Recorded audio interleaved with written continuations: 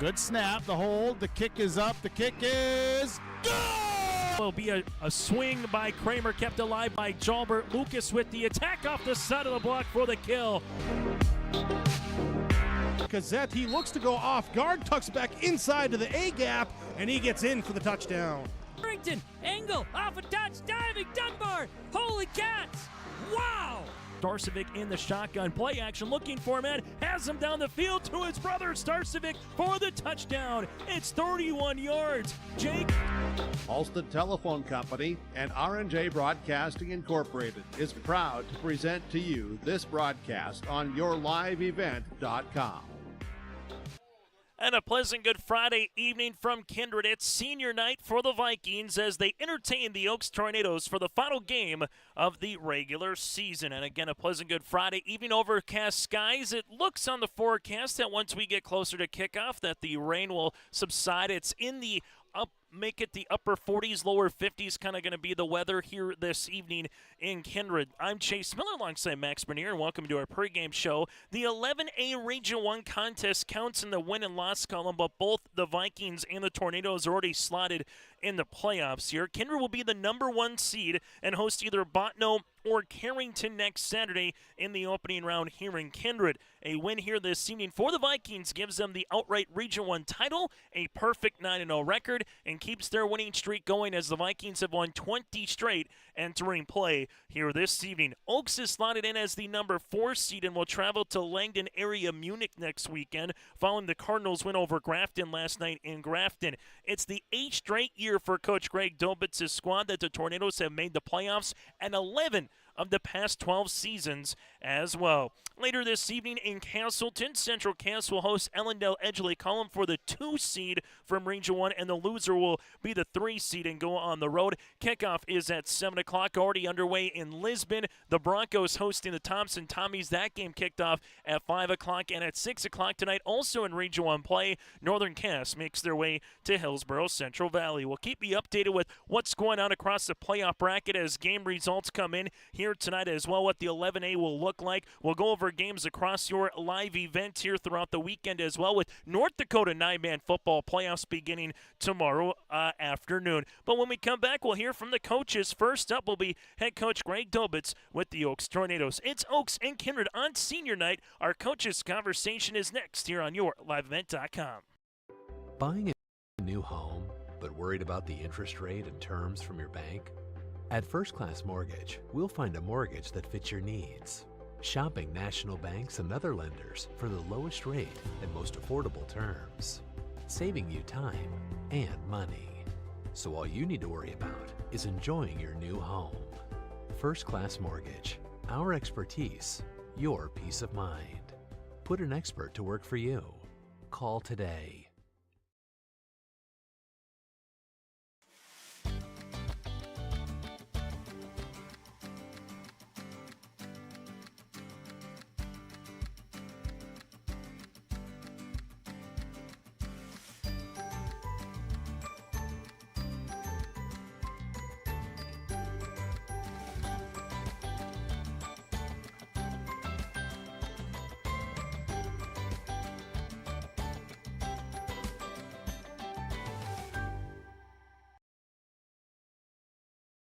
Homegrown local radio is now worldwide with 24-hour streaming. Download the RJ Radio app to hear local voices from local radio with KRJB, KRJM, and KKCQ 24 hours a day from anywhere. You can listen to your favorite programs like the RJ Family Morning Show, local news, farm markets, music, high school sports, church services, more from anywhere. KRJB, KRJM, and 96.7 KKCQ is streaming on the RJ Radio app. Download it to your device and take us with you wherever you go.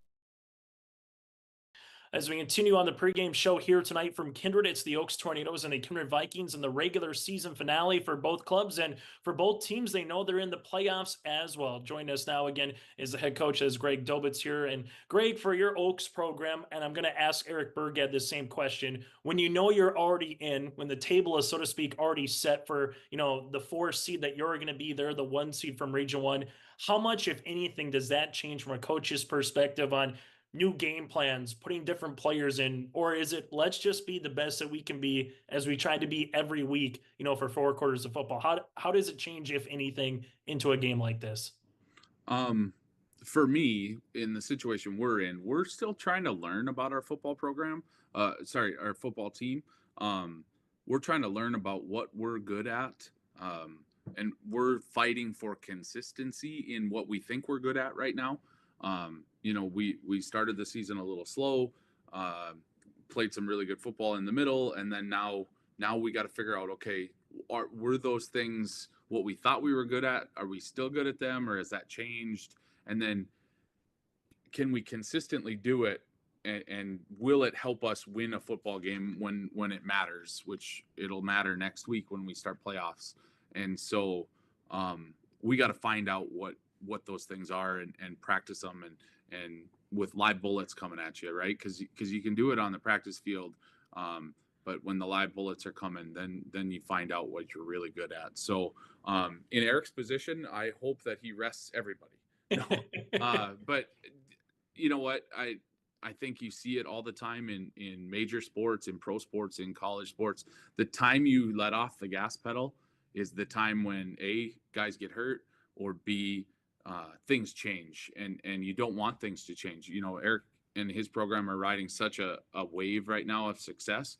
Man, I would mash that gas pedal down and never let up, because you don't know when things are not gonna go your way, and so you just ride it and you play it out and you do what you have to do to keep it going. So I expect to see his full complement of starters. I expect to see the whole offensive and defensive playbook. And I would think that he will probably see the same thing from us. As we continue here, Greg, let's talk about some of the players that have allowed you to get to this point of the season. Carter Protasek and Christopher Titus just kind of come to mind before we were chatting earlier in the week. So what makes it about those two? And we'll start with Carter first. So just what it makes it about those two guys, and what have they allowed for the Tornadoes football team on and off the field this year? Well, they're leaders, both, captains of our football program, and excuse me, defensively, always around the football. Carter is physical at the point of attack, makes a ton of tackles for us. Offensively, Carter probably has ceded a little bit of his, in the first couple of games, had a whole bunch more carries, but has ceded some of those carries to another guy, Jackson Sorum, but has, him allowing those carries to go to somebody else has put him into a position to be a blocker for him. And it's made us a better football program, better football team. And we responded to those changes really well. So, just a really good teammate too. He didn't have any problem giving up 10, 15 carries a game to somebody else because it made us better. So, I think a lot of Carter Protasek and the way he plays the game of football. And, same thing with Chris. Chris is a guy that touches the ball and needs to touch the ball for us a lot, for us to be successful on offense. We use him in a bunch of our motion stuff too, where, defenses know if we're going to win, Chris is going to have to touch the ball a lot. So we use that to our advantage a little bit. And, he runs around the field a lot. So, I know he gets tired and stuff, but without him, we wouldn't be where we're at. Another postseason appearance, no matter what the result is later tonight, which that's the good news. You get another week with this football team here, Greg, bare minimum. What's something that you best like about this year's version of the 2024 Oaks Tornadoes? I know every year brings on a different mentality and a different team, but what's something that you best like about this year's version? It's the challenge of coaching them is what I've really enjoyed. I was just talking to somebody the other day about the season and how it's been a little bit of a roller coaster for us. But it's really been a challenge to me as a coach to find the right buttons to push. That what I was just talking about with Jackson and Carter, and it's, as a coach, you're looking for, how do we get better? Well, this kid sees things develop a little bit better, or not even better, just differently than Carter does. And okay, well, let's pull that lever and let's see what happens. Well, then we pull that lever and then something changes over here and you got to push and you got to pull and you got to prod. And so it's a challenge every day to go out to the practice and make sure that we're trying to get better. And this team, more than any in the past, that in recent memory at least, it really seems like they're challenging me to get the best out of them, which is good for me. It's also frustrating for them. I know that. Final thing for me, Greg, from the X's and O's standpoint, obviously you got a really good opponent, the number one team, undefeated, defending state champ, all that type of stuff coming into the game.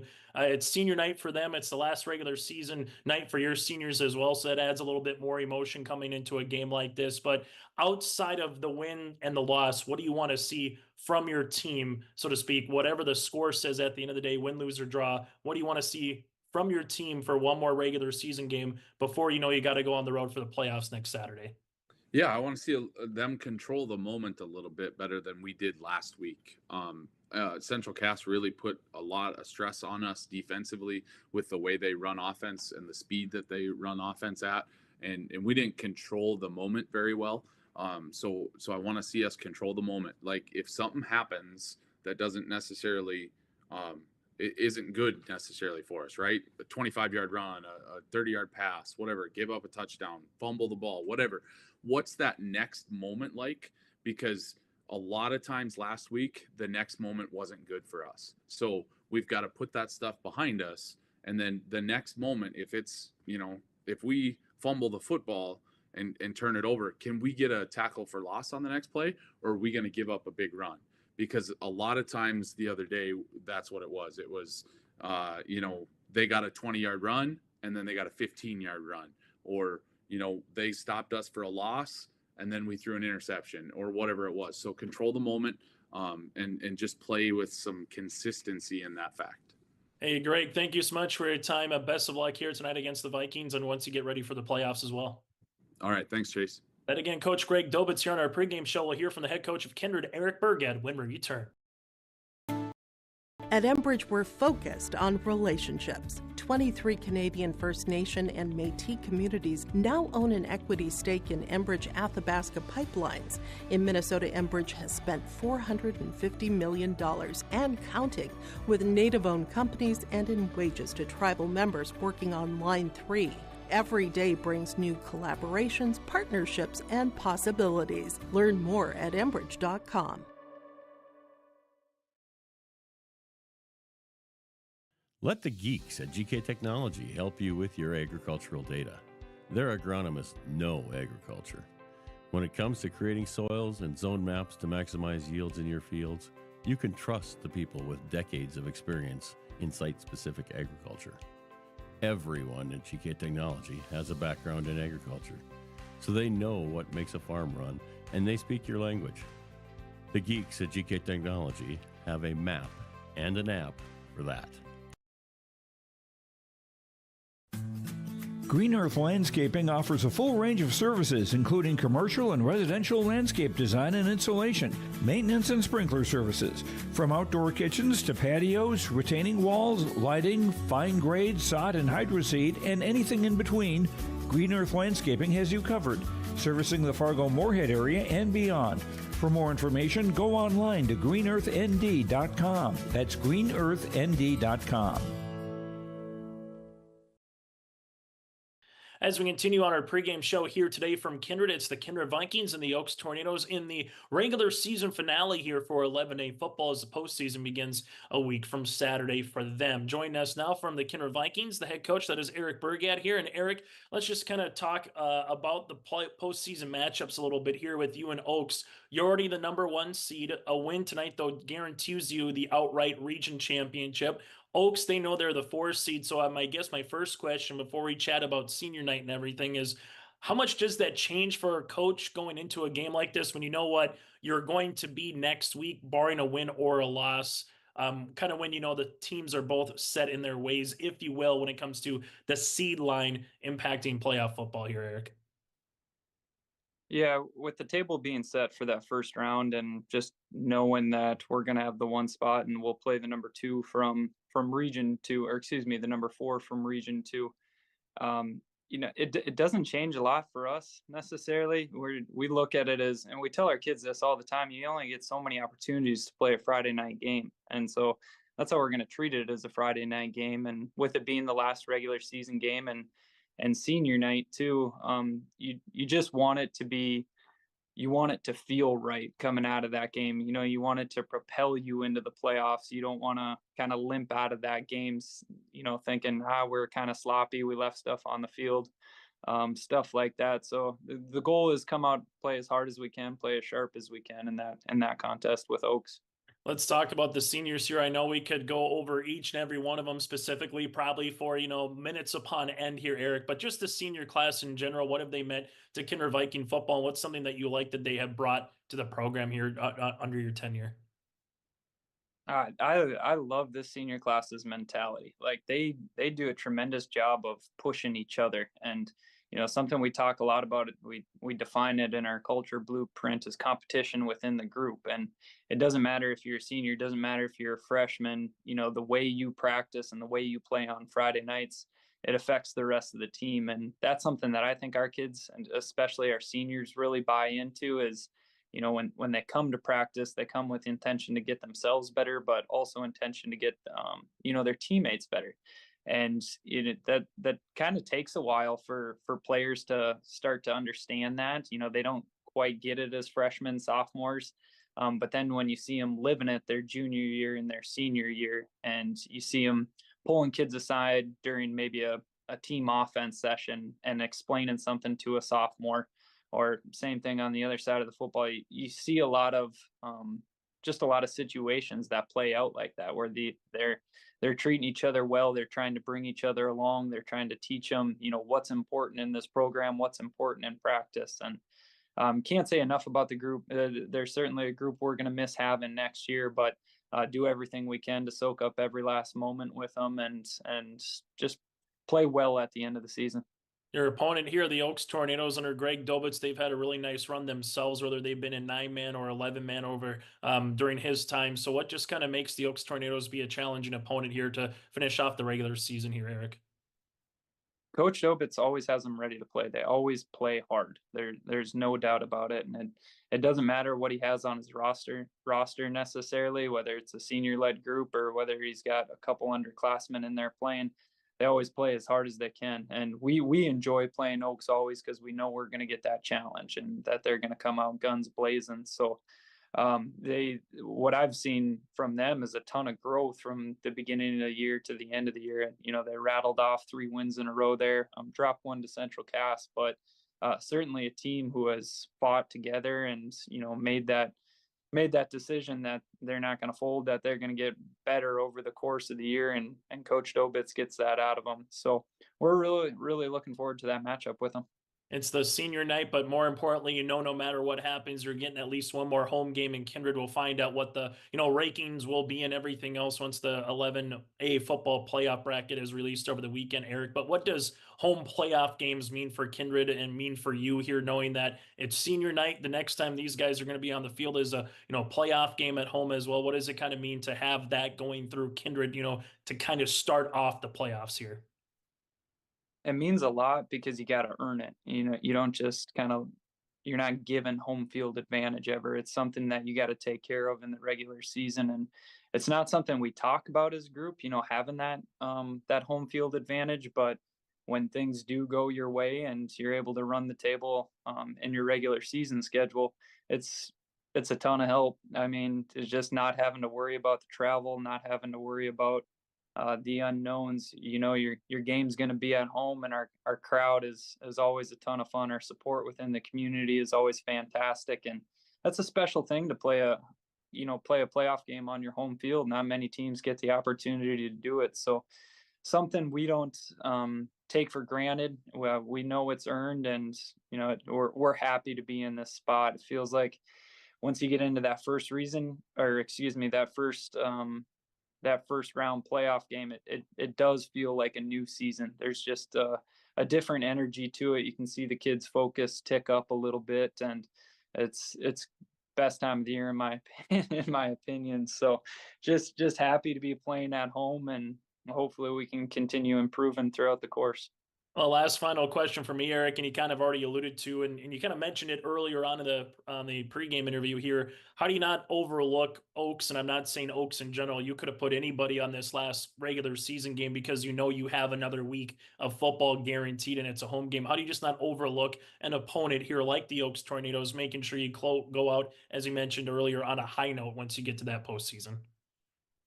Yeah, I think it kind of aligns with our philosophy and how we'd approach practice too. As we get later in the year, the last thing we ever want to do is just kind of let off the gas and do something different in practice. Our kids know that every Tuesday and Wednesday they're going to be hard practices, and we're going to go after each other. And we feel to be battle tested and to play well on Friday nights and in playoff games. That's our formula. That's how we want to approach it. So, sorry, radio there. But yeah, and we wouldn't approach the game any other way. That we want to go in and battle as hard as you can, play a physical football game, so you feel well going into the playoffs.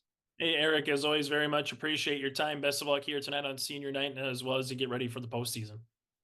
Yeah, you bet. Thanks for having me, Chase. Then again, Eric Burgad, head coach of the Kindred Vikings, will continue on our pregame show after this from Kindred.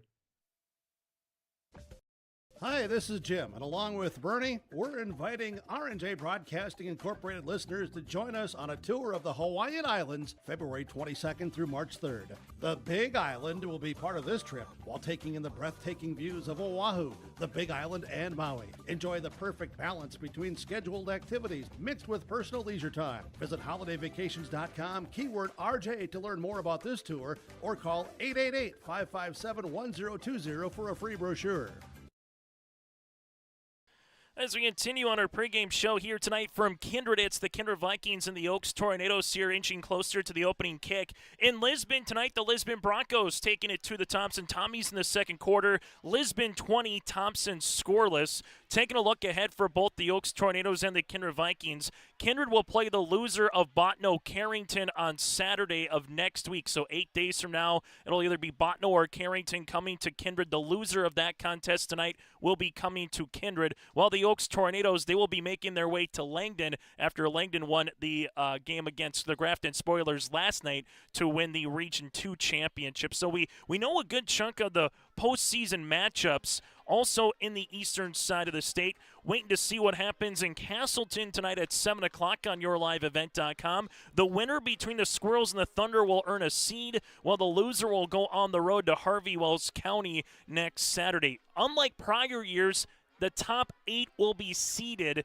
You will have the cross-bracketed where the Region 1 champ will go up against the Region 2 number 4 seed, but then from there it's a true statewide tournament going into the respective quarterfinals. So the first round with the 16 teams, kind of more regional, then from there it's seed 1 through seed 8. What's at stake tonight for the Kindred Vikings? Well, a win more than likely clinches them both the Region 1 title, but more than likely clinches them, at least it's a coach's poll, but would more than likely give them the number 1 overall seed in the tournament. If you lose to Oaks, well, Killdeer's unbeaten, and then you got Velva Drake and Moose Garrison sitting there as well. So then all of a sudden maybe you go off the 1 to maybe no worse than a 2 as a seed line. Well, for the Oaks Tornadoes, again, a win or loss here regardless. They're going to Langdon next week. They will be unseeded.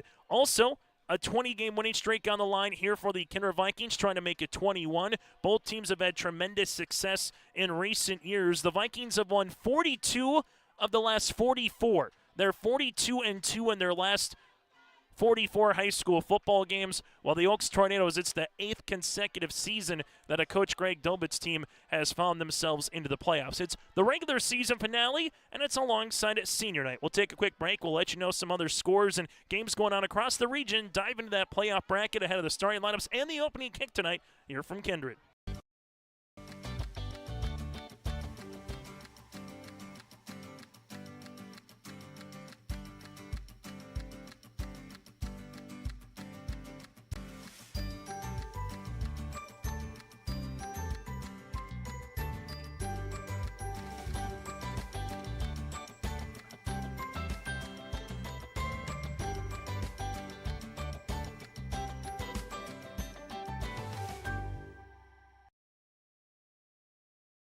The Kindred Public District looks to collaboratively cultivate an environment that challenges learners to reach their full potential in a student-centered, community-supported environment while building authentic relationships that promotes active engagement in learning, literacy, and life.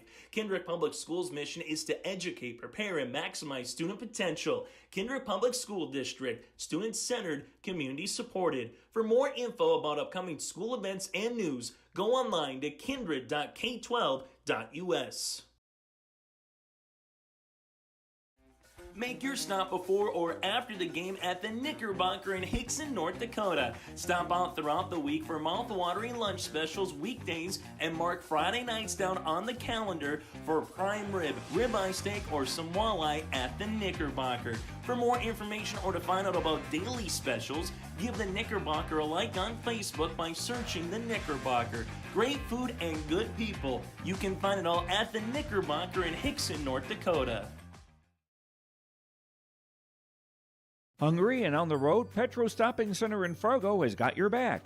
With an impressive lineup of goodies including Popeye's Chicken, Charlie's Cheesesteaks, Cinnabon, Papa John's, and a mouth-watering full-sized restaurant, the Dolly Down Grill, you'll be spoiled for choice.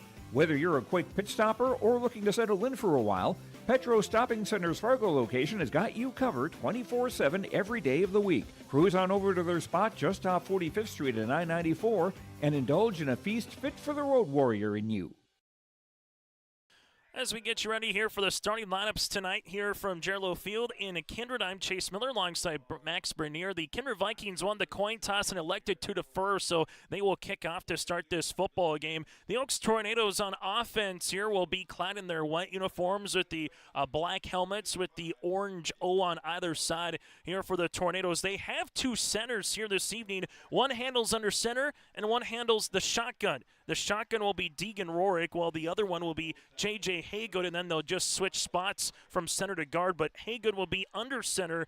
Rorick will be in the shotgun. Eddie Garza at right tackle, a senior at 212, with Max Klein, the left guard, a junior at 216, and Giles Meyer, the sophomore at 226 at left tackle on the front here for head coach Greg Dobitz. The Tornadoes 3 wins and 4 losses here on the season. Quarterback of Bo Thorpe, the sophomore so far, has thrown for 840 yards, 5 touchdowns.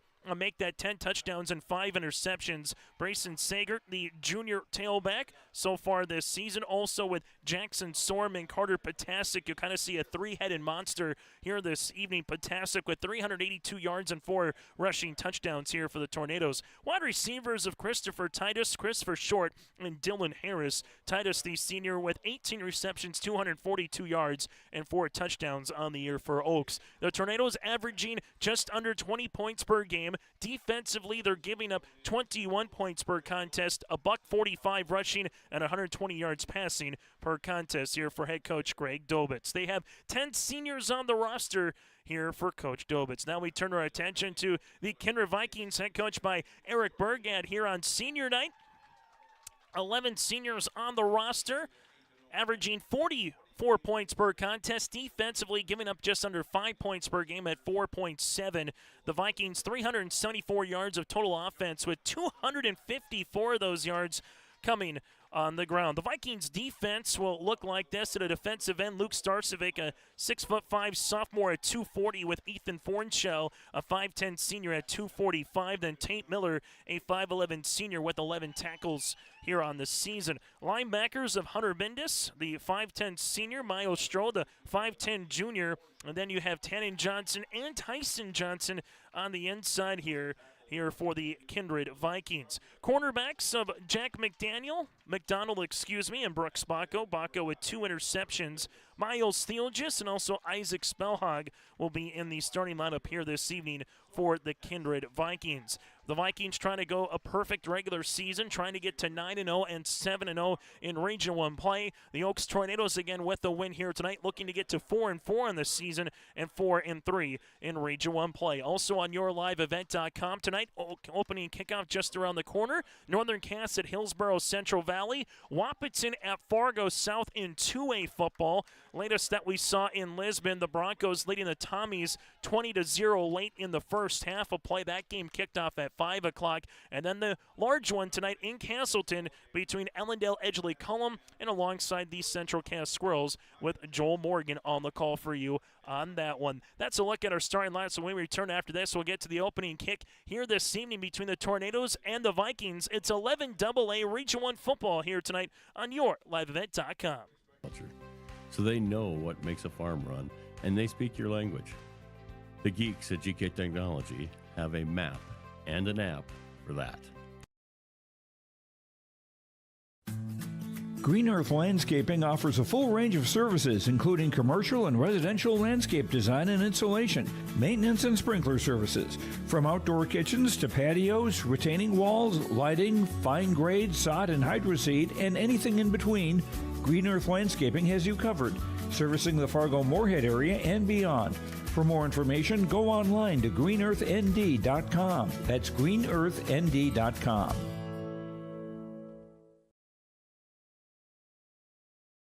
Hi, this is Jim, and along with Bernie, we're inviting R&J Broadcasting Incorporated listeners to join us on a tour of the Hawaiian Islands, February 22nd through March 3rd. The Big Island will be part of this trip while taking in the breathtaking views of Oahu, the Big Island, and Maui. Enjoy the perfect balance between scheduled activities mixed with personal leisure time. Visit holidayvacations.com, keyword RJ to learn more about this tour, or call 888-557-1020 for a free brochure.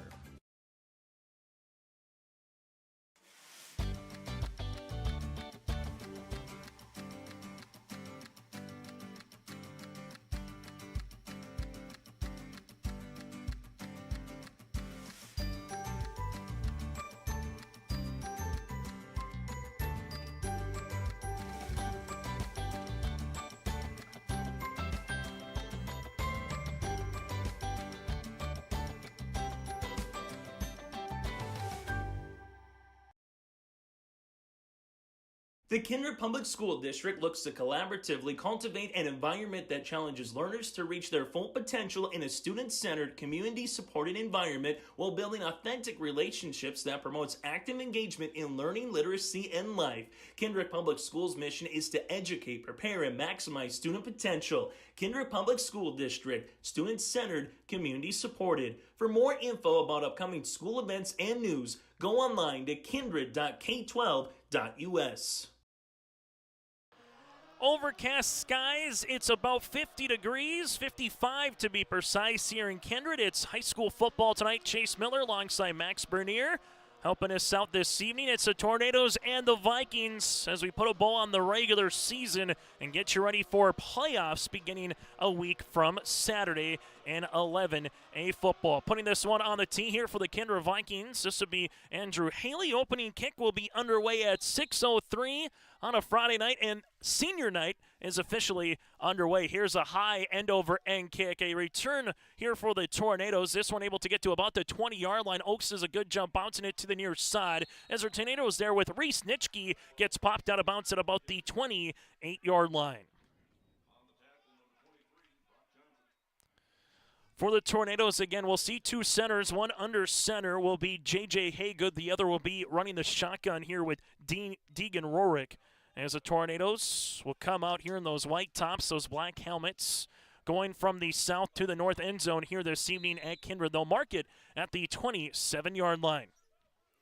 1st and 10 for the Tornadoes. The Vikings with that 3-4-4 defense been flying around all season. Here's a handoff. It's going to get stoned right away at about the 26-yard line. Will look to be a tackle for a loss. Nicely done on the interior here by Kindred by a host of players, but Tannen Johnson able to get on the inside. As for the Oaks Tornadoes coming in on the run will be in Jackson Sorum, and you're going to see a handful of players here this evening for Oaks having the opportunity to run the football. They don't just rely on one. It's 2 and 3 players, respectively, as Bo Thorpe, the sophomore quarterback. We'll see to the left of him this time is Potasic in the gun. Trips right, one near sideline, as you'll see Sorum give it to Potasic. Potasic gets to about the 25-yard line, and that's it.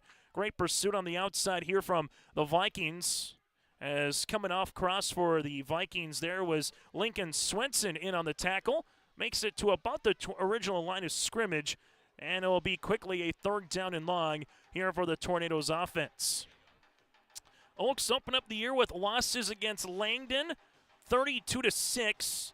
Then at EEK, 28-20, and then lost to Northern Cass, 18-6. Won 3 straight with Thompson, Lisbon, and HCV before a 34-8 loss against Central Cass last week. This one going out to the outside on a swing pattern will be incomplete for the intended receiver on the play of Jackson Sorum, and Bo Thorpe goes 0 for 1 here through the air. The Vikings make a defensive stand here on a 3-and-out, and the Oaks Tornadoes with Eddie Garza on to punt.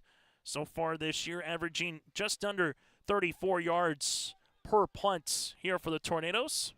As he got Baco back in about his own 40-yard line here for the Vikings. Oaks spreading it out here on the punt. Low snap. Garza, though, able to collect it. Gets this one off, but it'll go off the side of his foot. Bounce at the 42-yard line and roll and take a Tornado bounce to about the 47 for about a punt to 20 yards. So 3-and-out on the play will allow the Kindred Vikings to handle the football here in positive territory, as they will be at the Oaks 46-yard line with 10:26 remaining here in the opening quarter. The Vikings here with Luke Starcevic at right tackle, the 6'5 sophomore at 240, Ethan Fornshell at right guard, the 5'10 senior. Then you got Tate Miller, another senior here, and a returning starter at center. Mayo Stroh, the left guard, and Tannen Johnson at left tackle. We'll get to the rest of the starting lineup here for the Vikings after this play. As the Vikings will come out shotgun formation. Gabe Whipple is the junior quarterback. He will hand this one off as it goes right up the middle. Opportunity there for Brock Johnson. Gets his way to about the 44-yard line for a gain of 2. Also, we'll see here this seating, Brock Johnson, as we alluded to. You'll see an opportunity for Miles Theologis and Tyson Johnson here in the backfield. Wide receivers of Brooks Baco, Sawyer Hess, Isaac Spellhog, and then the tight end of Hunter Bindus here for the Vikings. After this play, we'll get to the Oaks defense, a 4-4-3 here this season for head coach Greg Dobitz. Brings up 2nd and 8 here for the Vikings, as Whipple going to QB keeper, gets the boundary, gets the 40, numbers 30. Look at Whipple go to the 20 as he's taken out of bounds close to the red zone. And on the tackle here for the Oaks Tornadoes on the outside is Tristan Lokes. Not before the Vikings able to make their way to the 18-yard line. Good run on the play here for the quarterback as Whipple able to have a healthy gain of 26 yards on the play. The Tornadoes with Sagert, Meyer, Klein, and Rorick up front. Linebackers of Awinder, Dahlstrom, Patasic, and Titus. Also see Nitschke, Sorum, and Harris in the secondary. Here's a handoff going up the middle to Brock Johnson, and Johnson's going to make his way to about the 19-yard line. That won't go too far on the play. Not seeing again here this evening. Suited up, but just a little banged up is Kylan Swenson, and gave him an opportunity to get some reps in during practice. But as we alluded to, if you're both coaches, you're going to be more cautious than not in a game like this. Yes, it helps your win-loss total, but realistically, it's not going to impact where you're going to be, particularly for Oaks in the playoffs. And if Kindred wins this one, again, they'll at least be the 1 or 2 seed, more than likely the 1 seed going into the playoffs. So know that playoff bracket tomorrow night. Shotgun formation for Whipple. Whipple QB power up the middle. Gets to the 15, breaks the tackle 5. Whipple gets hit. And is he in or is he down at the 2? They'll mark him down at the 2-yard line for a gain of 16 yards. Coming in on the tackle from the outside here for Oaks again is Tristan. And that'll make it a 16-yard gain here for Whipple. 2 carries so far for 42 yards for the junior quarterback, and it brings a 1st and goal opportunity here for the Vikings.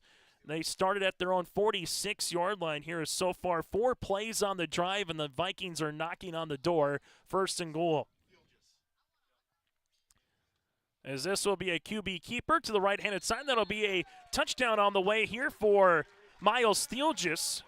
Miles Theologis on that one, as Theologis is able to get the 2-yard rushing score. Also had that nice 16-yard and 26-yard rush as well. So Theologis 3 carries on the play, on the drive, and already has 44 yards, and the Kindred Vikings get up early here, 6-0 against the Oaks Tornadoes. Some good rushing lanes, and give a lot of credit to the offensive line again, particularly on that QB keeper, a little bit more of a wildcat style of offense here for the Vikings. Clean snap. This one goes through the middle, and it's good on the play as Andrew Haley makes it a 7-0 contest. So the Kindred Vikings get on the board first on your liveevent.com. In Hickson, North Dakota.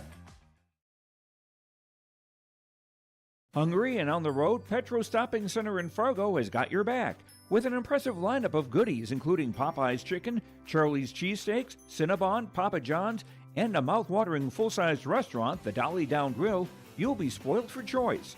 Whether you're a quick pit stopper or looking to settle in for a while, Petro Stopping Center's Fargo location has got you covered 24/7 every day of the week. Cruise on over to their spot just off 45th Street and I-94 and indulge in a feast fit for the road warrior in you.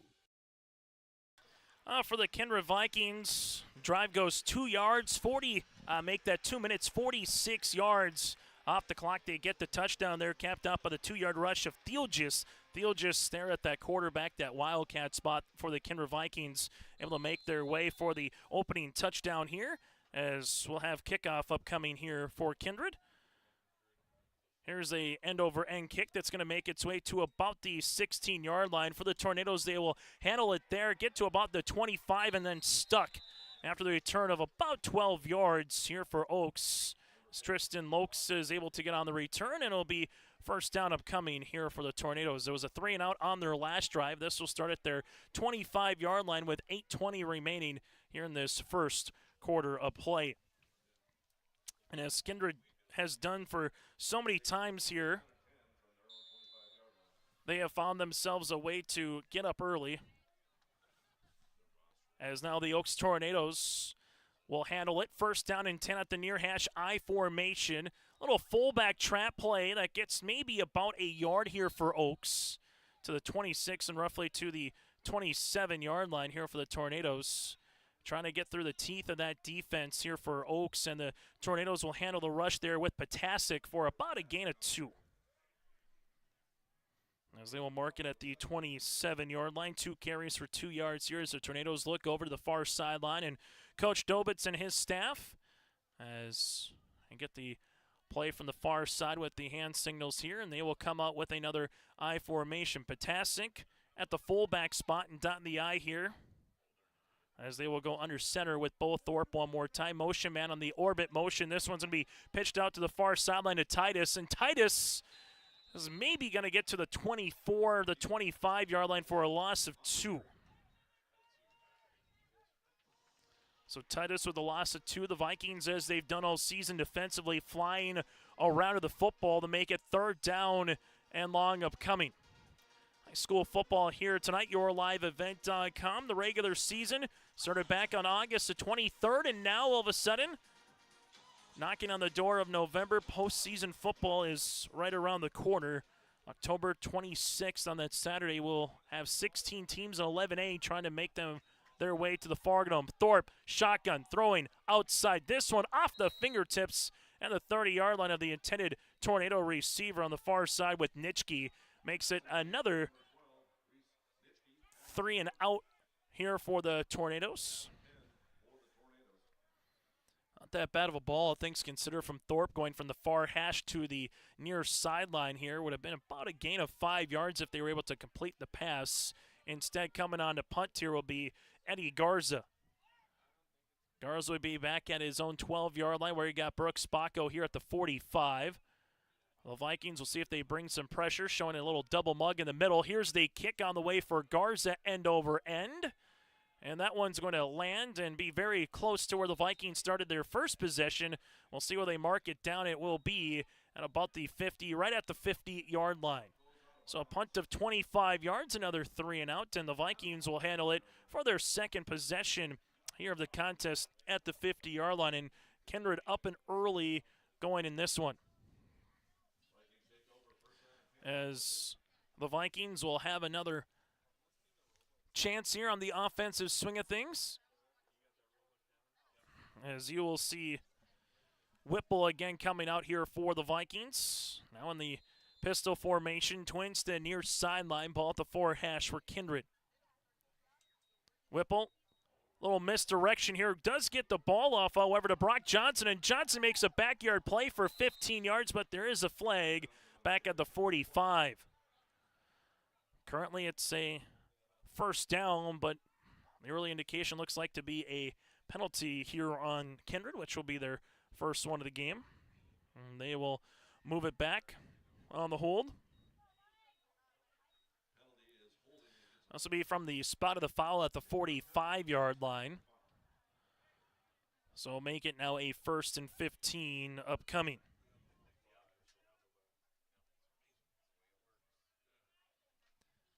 As you will see, 1st down and 15 upcoming here for the Vikings. Twins to the near sideline, back in that pistol formation as Oaks will have 4 down linemen on the defensive side of the football. Handoff, this one goes right down Main Street and able to get to the other 45-yard line here for Kindred.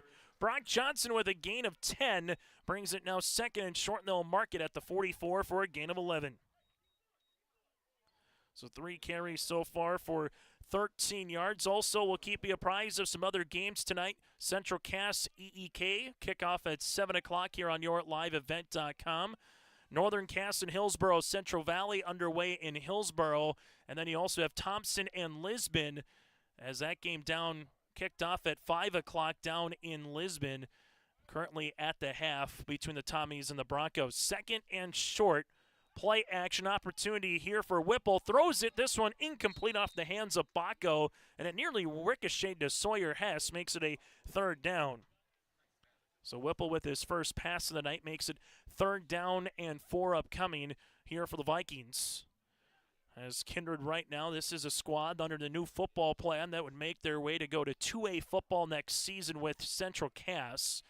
While on the opposite side for the Oaks Tornadoes, they will be in a region that could potentially see Valley City back in their region. Sargent County as well, going from 9 to 11 man once everything gets ratified. Here's a pitch play to the outside. Johnson gets the 40-yard line and some as it gets bounced out of bounds at about the 35-yard line for a gain of 9.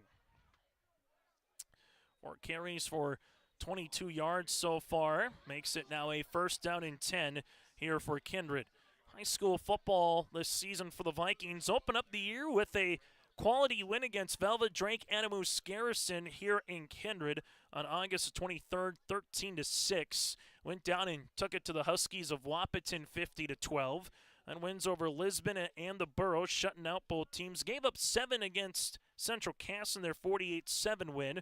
Took down EEK 34-0 and won at Northern Cass 51-0. Here's the opportunity for the Vikings. They will go down the middle. This one's going to be picked off at the 20. The Oaks Tornadoes coming in on the pick.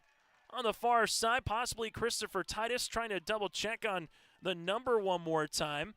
That was close for the Oaks Tornadoes as they were able to make the interception. And just like that, it's a pick, and the Oaks Tornadoes able to fend off the second possession here for the Vikings. 3rd possession here for the Tornadoes. This will be at their 19-yard line. And this will be coming up here with 5:28 left to play in the first quarter as the Oaks Tornadoes defense makes a stand. High snap, Thorpe in the gun, looking down the field, has a man caught at the 40, but there comes the hit. Good timed hit as they were able to get past him with Tristan Lokes at the 45-yard line. Would have been about a gain of 25 yards, but instead makes it now a 2nd and 10. One thing that Coach Greg Dobitz mentioned in our pregame show is trying to control the different variables that happen throughout the course of a game where you go up and down on a roller coaster. If something negative happens, don't have it go to 2 or 3 plays in a row where you stub your toe. Where if something positive happens, try to take that wave of momentum with you. And they took a shot right after the change of possession. Under center goes Thorpe. I formation as the tight end with Awender goes from right to left. This will be a handoff, and the Oaks Tornadoes just haven't had much up the middle here. The Vikings defensive line and the linebackers are flying around here as the Tornadoes unable to get much there with Carter Potasic makes it a 3rd down and 11.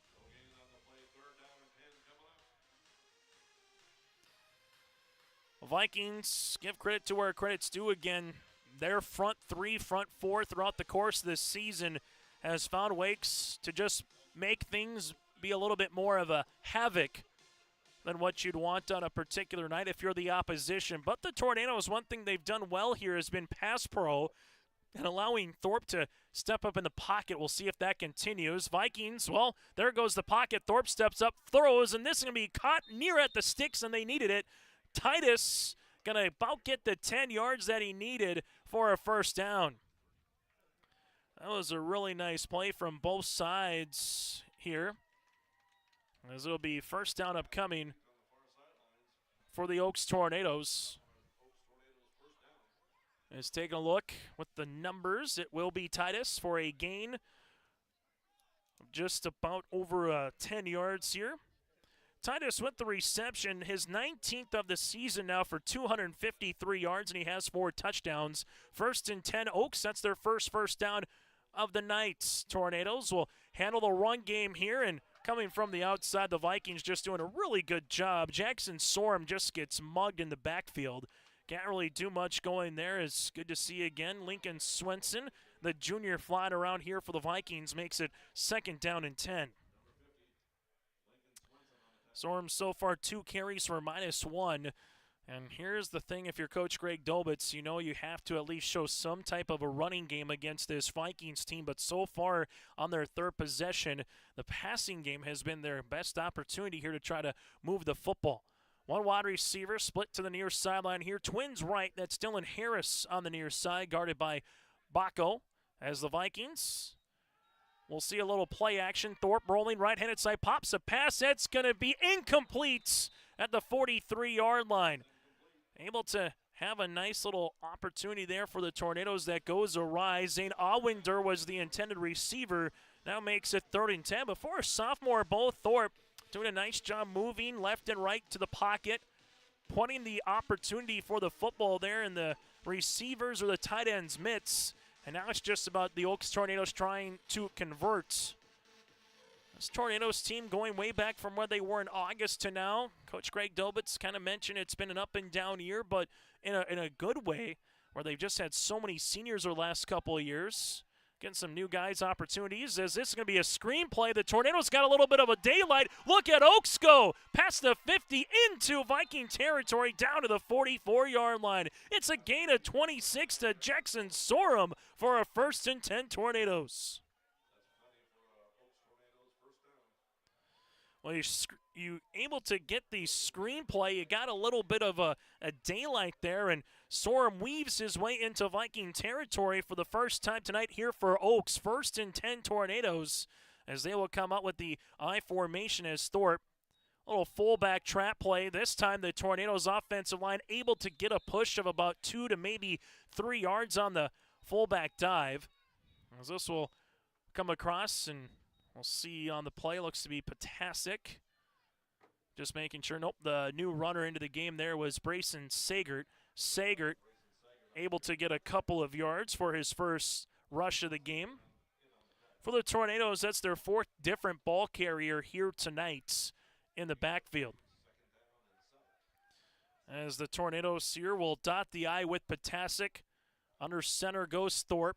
Nearing the 2-minute mark here of the opening quarter. Awinder goes right to left across the formation. Vikings, 7 men in the box. Thorpe rolling near side. Thorpe at the 50, throws across the body, and this one is incomplete at the 35-yard line. Awinder was the intended receiver. The Vikings broke the play up there with Isaac Spellhog to make it now 3rd down and long. That's a tough play for a quarterback. You're rolling from your opposite shoulder, but Thorpe did a good job squaring it back up through it. Just a better timed possession there by Spellhog to disrupt the pass, and the Vikings nearly had an interception on the play on top of it. Instead, it will be a 3rd down upcoming here for the Tornadoes, as they will utilize it here. 3rd down, and for Coach Dolbitz, you just wonder you get a couple more yards here if it's 4-down territory. Titus fakes it. There's flags across the field. This is going to be an illegal shift, or someone wasn't set. It is a 1st down that goes to Sorum on the slot play for about a gain of nearly 10 yards. But with where it is back at the flag, this will either be not enough men on the line or an illegal shift to make it the first penalty of the game here for the Tornadoes. So first penalty for 5 yards. That'll negate the first down. Taking a look at our YourLiveEvent.com scoreboard here this evening. Thompson and Lisbon at the half. The Lisbon Broncos lead the Thompson Tommies 20-8. Also in the first quarter play, Hillsborough Central Valley, no problem with the Northern Cass Jaguars early in this game. 20-0 HCV over Northern Cass, 90 seconds remaining in the first quarter. For the Tornadoes, they will come out, third down opportunity, trips to the near sideline, one to the right.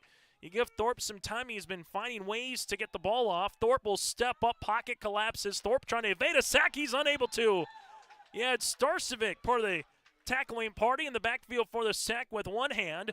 And then the other coming here for the Kindred Tornadoes for the for the Vikings is Ethan Fornshell. That'll make it a sack, goes back to a fourth down upcoming. And for Thorpe, he will lose some yards on the play. That'll be about 4 yards, and Garza off of the Tornadoes here. They'll have it at the 36-yard line with their punter, Oaks. 75 seconds here in the quarter. They'll try to get this punt off. There's a good punt by Garza. A spiraling punt to the 25. There goes Baco. Baco makes a man miss. Gets a little bit of a lane at the 35. Baco to the 40. Look at Brooks go. Baco to the 50. Baco to the 40. And Baco will make his way to the 25. But there's a yellow hanky on the play at the 42. Baco took it over 50 yards on the return, barring the penalty. And this one looks to be on the Vikings of where it was thrown. So negate the 50-yard return by Baco, but still for the Vikings, ball will be close to around that midfield as this will be a spot foul at the 43.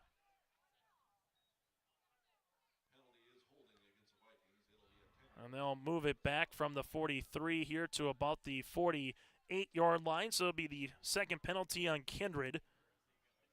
20 yards so far. They do have one turnover on the game via the interception. And the Oaks Tornadoes will have to punt for the third time, but that drive did chew up some clock for the Tornadoes. Able to take nearly 4.5 minutes off the clock.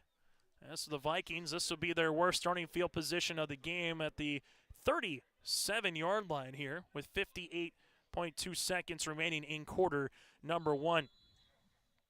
As the Vikings will come out under center here. As they've done a lot of shotgun here tonight. This will be a pitch play to the near sideline for the Vikings. And look at Kindred go. This one going to Sawyer Hess. Hess breaks a couple of tackles. Hess tiptoes the near sideline. Sawyer to the 10. And Sawyer gets pushed out of bounds inside the 10-yard line to around the 6.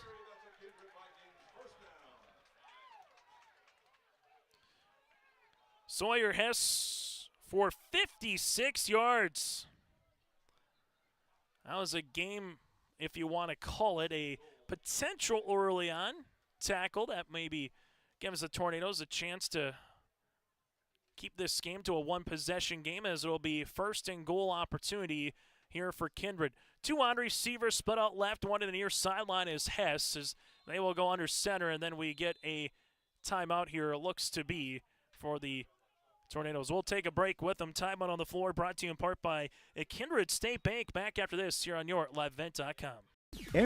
Every Wednesday night at 7, watch the YourLiveEvent.com Coaches Show, presented by the Hillsborough Economic Development Corporation. Stay up to date with the latest goings-on in the region, as we'll hear from area coaches in North Dakota and Minnesota. Plus, we'll highlight area high school seniors and their achievements in the classroom and on the court with our Senior Spotlight. That's the YourLiveEvent.com Coaches Show, presented by the Hillsborough Economic Development Corporation, Wednesday nights at 7 on YourLiveEvent.com. Time on the play, brought to you in part by Kindred State Bank, an insurance agency. From banking to insurance, let them handle your requests. For more information, go online to KindredStateBank.com. That again is KindredStateBank.com. It's a 7-0 lead here, as the Kindred Vikings right now lead it by a possession. After a big play for Hess, one play, 56 yards, the Vikings knocking on the door. Timeout here for the Tornadoes. That'll be their first of the contest. Is right now the Vikings able to handle the football here, as they will see Gabe Whipple, again the junior quarterback, in this little bit of a pistol formation, as you have Brock Johnson lined up in the backfield with him. Whipple fakes the play action, gives it to Baco on a slant for a touchdown. Whipple to Brooks, and the Vikings lead it 13-0.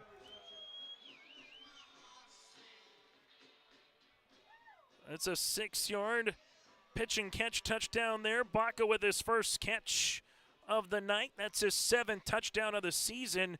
A sophomore at 6'5".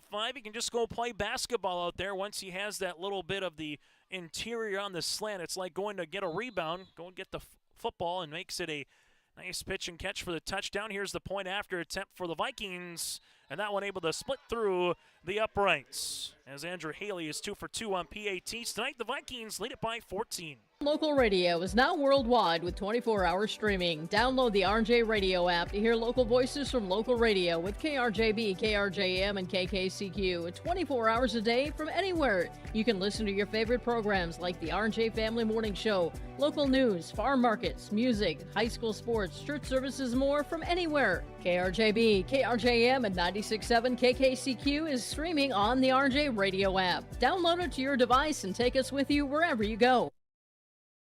High school football here tonight on YourLiveEvent.com. That took very little time, under 30 seconds, 27 seconds. Here's the Vikings get their second touchdown here of the night. As the Vikings will put this one on the tee at the 40-yard line for another opportunity here for Haley. As you will see, Kindred here up by 2 scores late in this first quarter of play. Here's a right-footed end-over-end kick that's going to make its way to the 10-yard line.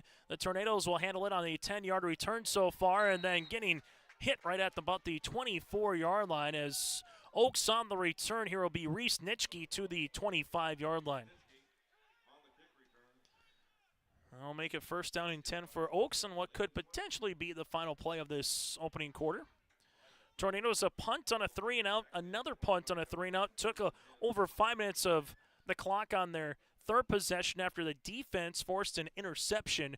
And now all of a sudden, they're down by 2 scores here, and this is where teams have just faltered against the Vikings all season long. You get down by 2 early, and then it just feels like a wave of momentum on the Viking side, and give credit to where credit's due. They've done it to everyone so far throughout the years. This one's going to be a nice little dive play. Get some good push by the interior of the lineman there for the Tornadoes for about a gain of 3 to close to 4 yards. In on the rush here for Oaks, Zane Allender looking to be that fullback spot this time.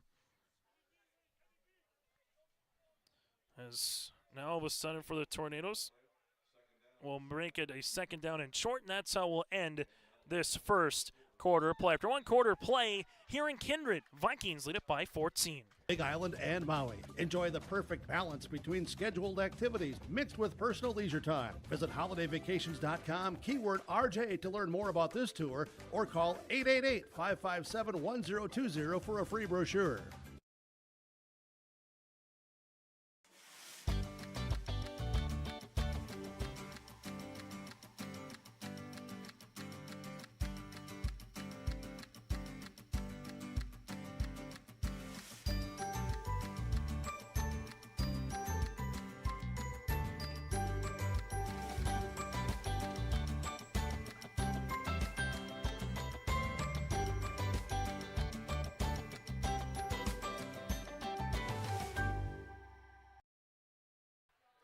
High school football tonight here on YourLiveEvent.com. The Kindred Vikings with a good lead early on here in the opening quarter over the Oaks Tornadoes, 14-0. And now all of a sudden you go to the second.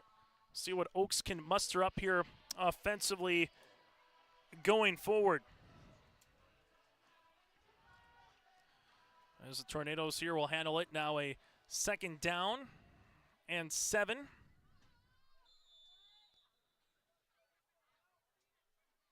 As they go under center here with Thorpe. Motion man is Titus. They pitched it to him once or once earlier, and there's going to be a spin and getting about a couple of yards on the play here for Oaks. As that'll be on the outside with Jackson Sorum. Sorum gets about a yard.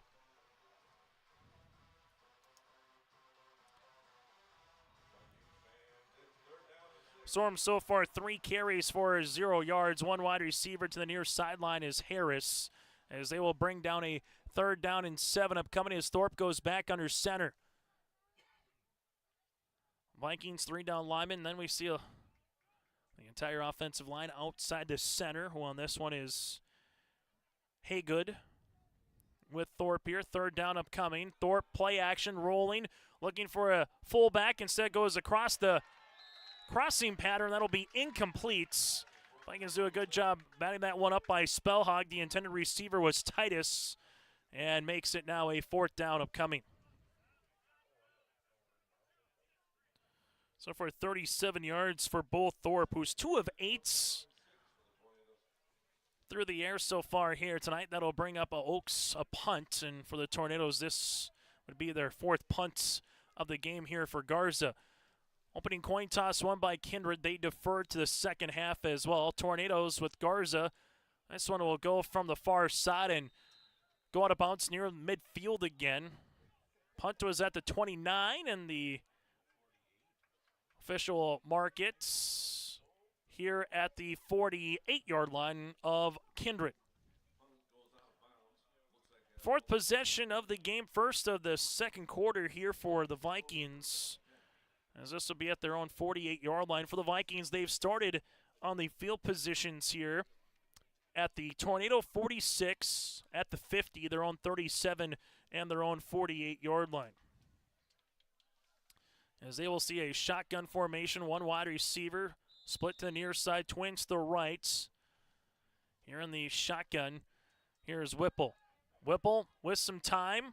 Whipple rolling to the near sideline at the numbers, and Whipple gets the 50 before he's pushed out of bounds. Tornadoes, good job, able to push him out of bounds there with Matthias Dahlstrom. Whipple able to get 3 yards on the play. And now make it a 2nd down upcoming here for the Vikings.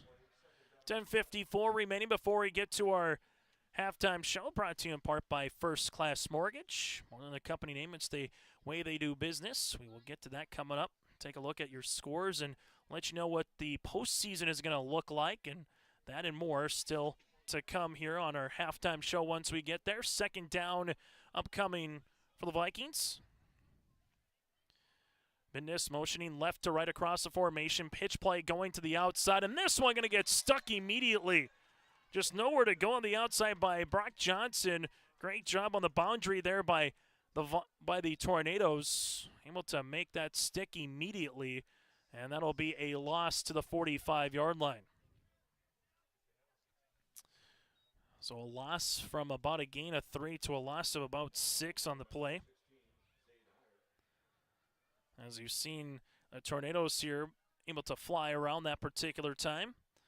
And you got on the interior here with Eddie Garza, able to see him try to get a couple of defenders or offensive linemen and then allow those linebackers to fly around to the football. Oaks has all their guys 5 yards except for the safety towards the field. This one, a nice stick and throw by Whipple, rolling to the far sideline. They needed to get right to the sticks, and that's what they're able to do to the tight end with Bendis to the 41-yard line. They will make it to the 40 for a gain of 15. Hunter with his first catch of the night.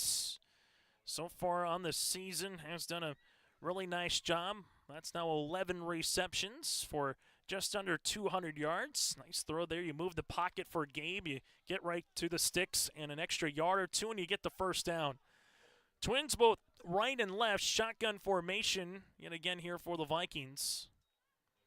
QB keeper as this one will go to Thielgis. Look at Thielgis scoot and boogie past the 20, make it past the 30 to about the 26-yard line for a gain of 14.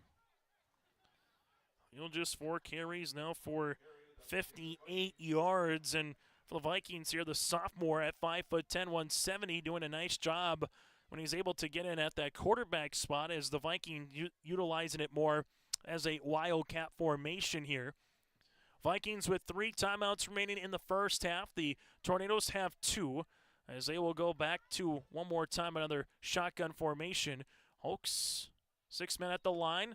Little jet pitch. This will go to the outside here. One man will miss as the Vikings will get back to the 28-yard line. That'll be a catch there for Hess, as it was a little pitch out.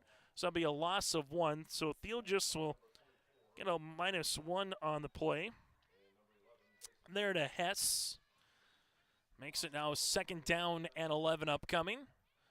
A couple of college football games tomorrow. UND hosts UNI in the afternoon. NDSU and the marker against South Dakota State.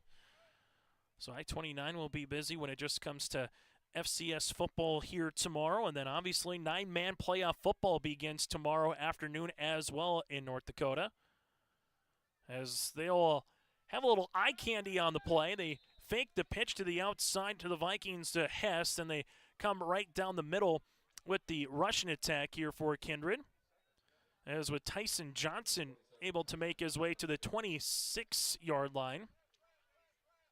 And they will, the 24-yard line on the play.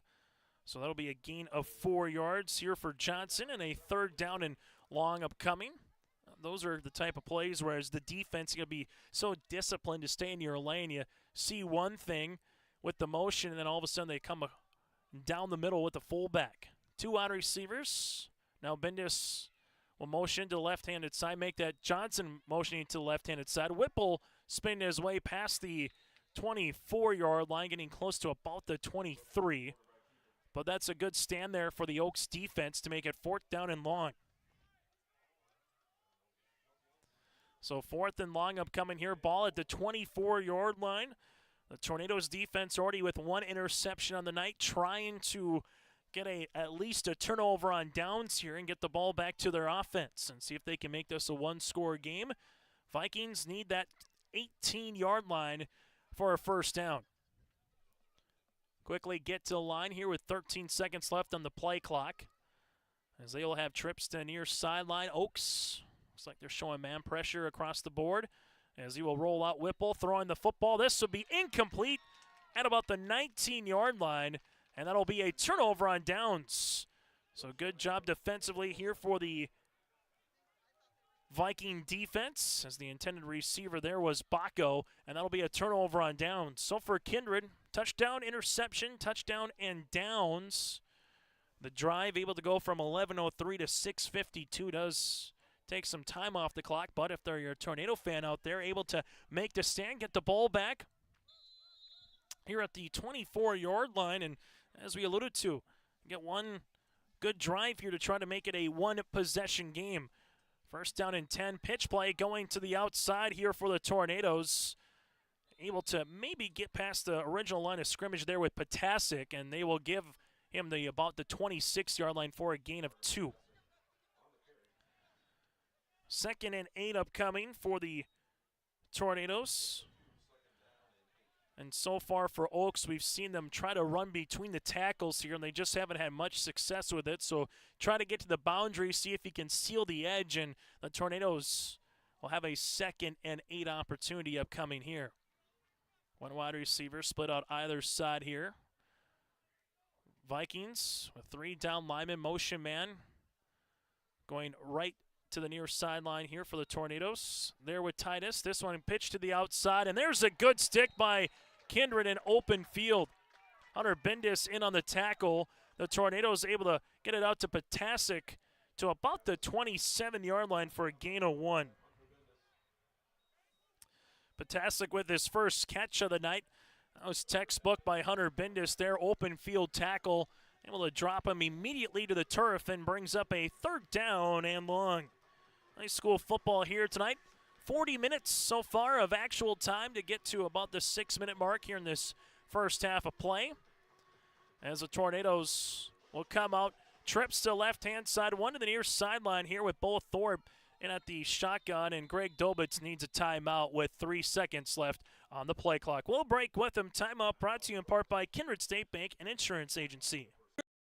School District looks to collaboratively cultivate an environment that challenges learners to reach their full potential in a student-centered, community-supported environment while building authentic relationships that promotes active engagement in learning, literacy, and life. Kindred Public Schools' mission is to educate, prepare, and maximize student potential. Kindred Public School District, student-centered, community-supported. For more info about upcoming school events and news, go online to kindred.k12.us. As we get to our in-game update, brought to you in part by Goldmark Commercial, it's 28-6 Hillsborough Central Valley over Northern Cass midway through the second quarter, and it's 20-8 Lisbon in the second half over the Thompson Tommies. That's an in-game update brought to you in part by Goldmark Commercial. From commercial to farmland and office to industrial, go online to goldmarkcommercial.com. That's goldmarkcommercial.com to connect with their expert team of trusted agents. So a third down upcoming here for the Tornadoes as they will need their own 34 for the first down. Shotgun, Bo Thorpe steps up, going down the far sideline over the outstretched arms. About the 45, good hustle from the Tornadoes trying to go to the outside there with Dylan Harris. Makes it now a fourth down. Vikings bring some pressure from the near side. Nearly got home, but both Thorpe again able to get that one off. Just a stride out in front of the intended receiver with Harris. We'll stop the clock with 5:54 remaining here in this first half of play. Garza back on to punt. This will be his fifth punt of the night. Trying the hard counts, and they're able to get the free 5 yards. Now maybe decision time if you're Coach Dobitz. If you want to potentially go for it.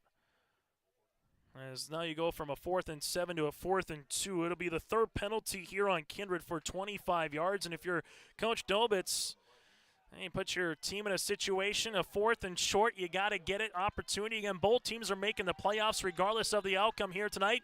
Viking fans getting on their feet as Bo Thorpe goes back under center. Oaks trying to see if they can maybe get them to flinch one more time. 15 seconds here on the play clock with the hard count. Thorpe going to QB keep it, and Thorpe, he will need the 34-yard line for the first. We'll see where they're going to spot it as Thorpe handled the football in that spot. From our point on the press box, looks like it might be short there to potentially bring in the chain gang here as Thorpe trying the QB keeper again. Needs the 34 from where the spot is currently. It looks like it just might be a nose of the football shy of the line to gain. If that's the case, it'll be a turnover on downs. If he got the stretch enough, it'll be a 1st and 10. They stretch out the chains, and he's going to be short. Turnover on downs for the Tornadoes. So the Vikings have a flag that goes 5 yards against them, but then they make the stand on 4th and short. Turnover on downs, and Kindred for the second time tonight will start in plus territory. So be at their Oaks 34-yard line with 5:52 remaining in this opening half. Chase Miller, Max Bernier with you here tonight from Kindred as it's a 1st and 10. Baco to the near side, one split out right here for the Vikings. As Whipple will hand this football off, this will come into the middle, and the Oaks defense is starting to fly around to the football a little bit more here. Carter Potasic in on the tackle. As for the Vikings, it'll be a 2nd down and 10 upcoming. After the rush there by Brock Johnson, 2nd and 10. Brock tonight, 6 carries for 16 yards so far here for Kindred. And for the Vikings, trying to get this one up to a 3-score game with really good field position for the Oaks Tornadoes, trying to see if they can force another turnover on downs like they did on the possession prior. Tyson Johnson motioning across. Here goes Whipple. Whipple gets to the 30-yard line, picks up close to the line to gain, but the flag comes out, and where that's at, normally a hold, and it will be a hold on the Vikings. 4th penalty now for 35 yards. And the Vikings will move this one back after a positive gain there for Whipple. So 2nd and 10 is going to go to about a 2nd and 20 now here for Kindred. Tomorrow here on YourLiveEvent.com with North Dakota 9-man playoff football at 1 o'clock in Wymer. It's the Mayport CG Patriots going up against the Wymer Lidgerwood Lorbeaus. And then from there you'll also get Hankinson and Maple River at 2 o'clock in Hope. Also be here on YourLiveEvent.com. In the shotgun, Whipple with it. Going a little out pattern. That goes to Brooks Bacco. Bacco down the near sideline. Bacco to the 10, and Bacco gets taken down at about the 7-yard line. Good pitch and catch on the way from Brooks Bacco to the 44, and they will mark him down at the 8. Nearly a gain of 40 yards. I'm going to go for 36. Bacco with his second reception of the night with a touchdown and 42 yards as well. Looking like it was going to be an out pattern, just a curl on the play, and now we'll make it a first and goal to goal opportunity for the Vikings. Whipple rolling right-handed side, looking in the flats. Pops a pass, and this one will be complete. Trying to see who eventually had it, or if it's maybe picked. And this is going to be a second down upcoming. So this will go outside of Tyson Johnson and make it a second and goal back at the 9-yard line. So this will be a loss of about a yard. Close of almost being intercepted on the far side here for the Tornadoes, as they were able to get to the boundary and kind of play that one immediately for Oaks, with Tristan Lokes nearly picking that one off. Instead, clock will continue to roll here under 4 minutes of play. Full house backfield as they go under center. Whipple, handoff. This one going right-handed side, getting to about the 6-yard line on the run there by Tyson Johnson.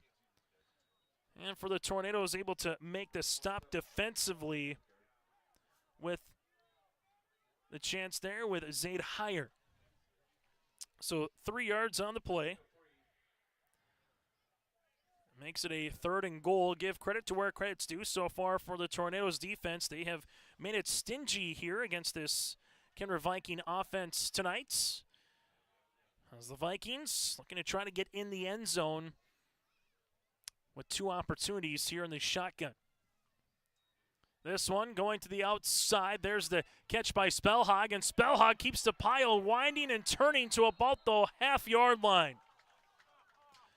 Spellhog got close for about a gain of 5. Makes it a fourth and goal opportunity here. Ball will be 3 feet as a yard. That's about maybe a yard and a foot and a half that they'll need for the touchdown here. Tornadoes do force a fourth and goal opportunity as the Vikings looking to get in the end zone. Full house backfield one more time as Whipple goes under center. QB keeper trying to get into the end zone. There is no signal yet as they're looking. And there's the signal. There's the QB keeper for the touchdown, and the Kindred Vikings lead it 20-0. So Whipple able to get in the end zone on the QB keeper, as they will come on for the point after attempt with Andrew Haley. Trying to make this a 21-0 Viking lead here with 2:17 left to play in the second quarter. Clean snap, the hold, right-footed kick by Haley up over and is good.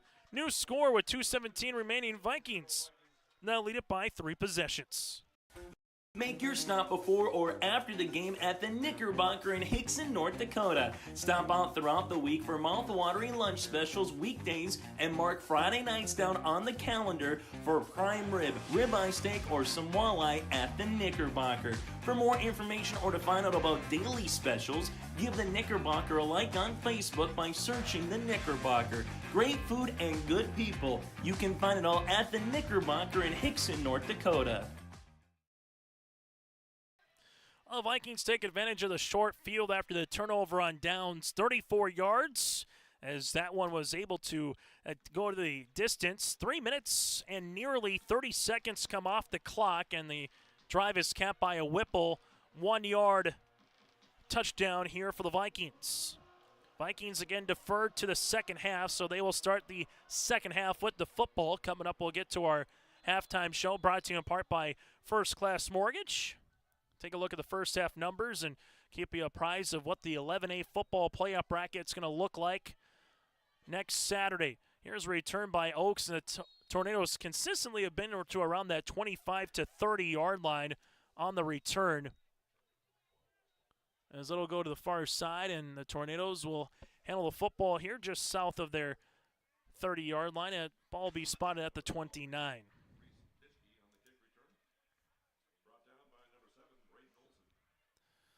As you will see it now here for the Oaks Tornadoes, 1st and 10. Shotgun formation for Thorpe. Trips to the right, one to the left-handed side. See it both. Thorpe possibly has a screen pass, or they will hand this one off to Sorm, and Sorm is going nowhere. That's going to be a tackle for a loss on the far side. And we'll get a timeout here for Coach Eric Burgad. 2nd and long upcoming. Timeout brought to you in part by Kindred State Bank and Insurance Agency. Kindred State Bank and Insurance Agency. Go online to kindredstatebank.com and talk with Jim and the crew throughout the week again at Kindred State Bank and Insurance Agency. So Eric Burgad's going to burn a timeout there for the Vikings. He will have 2 remaining, while for Coach Greg Dobitz, he's got 1 after Sorum had a 2-yard loss on the play. So if you're Kindred, the hope would be, again, to make a stop, get the ball back, try to score, get up 28-0, then take that opening possession, get up with a touchdown, and then all of a sudden it's mercy rule time at 30. And sometimes you wonder why coaches might do certain things later in the game or even the second quarter. Well, you can really burn the clock off with running time. So if you can get a step, get a score, that'll go a long way for the Vikings to try to get there. On the opposite side, if you're the Tornadoes here, you're 1 play away again from getting a first down, trying to get to midfield. As the screen's coming here to Sorm, it worked well the first time. The second time, the Vikings able to sniff it out. It's a loss back to about the 22-yard line, and Coach Burgad will quickly burn a second timeout. We'll break with them here, 3rd and long for the Tornadoes when we come back. And on the road, Petro Stopping Center in Fargo has got your back with an impressive lineup of goodies, including Popeye's Chicken, Charlie's Cheesesteaks, Cinnabon, Papa John's, and a mouth-watering full-sized restaurant, the Dolly Down Grill. You'll be spoiled for choice. Whether you're a quick pit stopper or looking to settle in for a while, Petro Stopping Center's Fargo location has got you covered 24/7 every day of the week. Cruise on over to their spot just off 45th Street and I-94 and indulge in a feast fit for the road warrior in you. Up next for both teams will be the playoffs a week from Saturday. The Vikings will play the loser of Carrington and Botno here in Kindred on Saturday, while the Oaks Tornadoes, they will make their way up to Langdon for a date with the Langdon area Munich Cardinals. That'll be upcoming again on Saturday for 11-man football. To see what games we'll have on broadcast, make sure you go to our website, yourliveevent.com, or simply subscribe to our YouTube page, as it'll be both 11A and 9-man playoffs next weekend, as it'll be the round of 16. 3rd down and long. QB keeper here for the Tornadoes as they get past the 25 to about the 26. And coming up under the pile there is Titus for about a gain of 4 yards. It was that time they handled it, went right to him.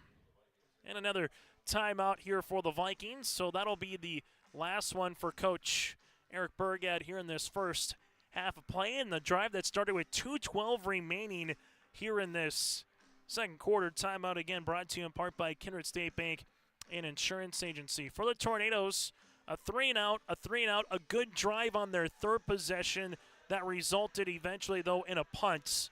A punt turnover on downs, and now we'll see if it's another one more time punt here for Eddie Garza. And this is the danger of punting to Brooks Bacco. He already had a 52-yard return that was negated because of a penalty. But you give someone with that speed out in space, and that's what Eric Burgad is hoping for here, and seeing if he can minimize the distance a little bit for this Viking offense as well. Vikings will be without a timeout. here for the remainder of this first half as Garza stands back at his own 13, Baco at his own 40. Clean snap, Garza, end over end kick, Baco. We'll see this one as bring out the pitching wedge, trying to hit one on the green there. Garza just with a little bit of the sod being wet. Doesn't allow the roll to get to Baco. Nice punt. 101 seconds remaining here in the first half, and the Vikings will see it at their own 44-yard line.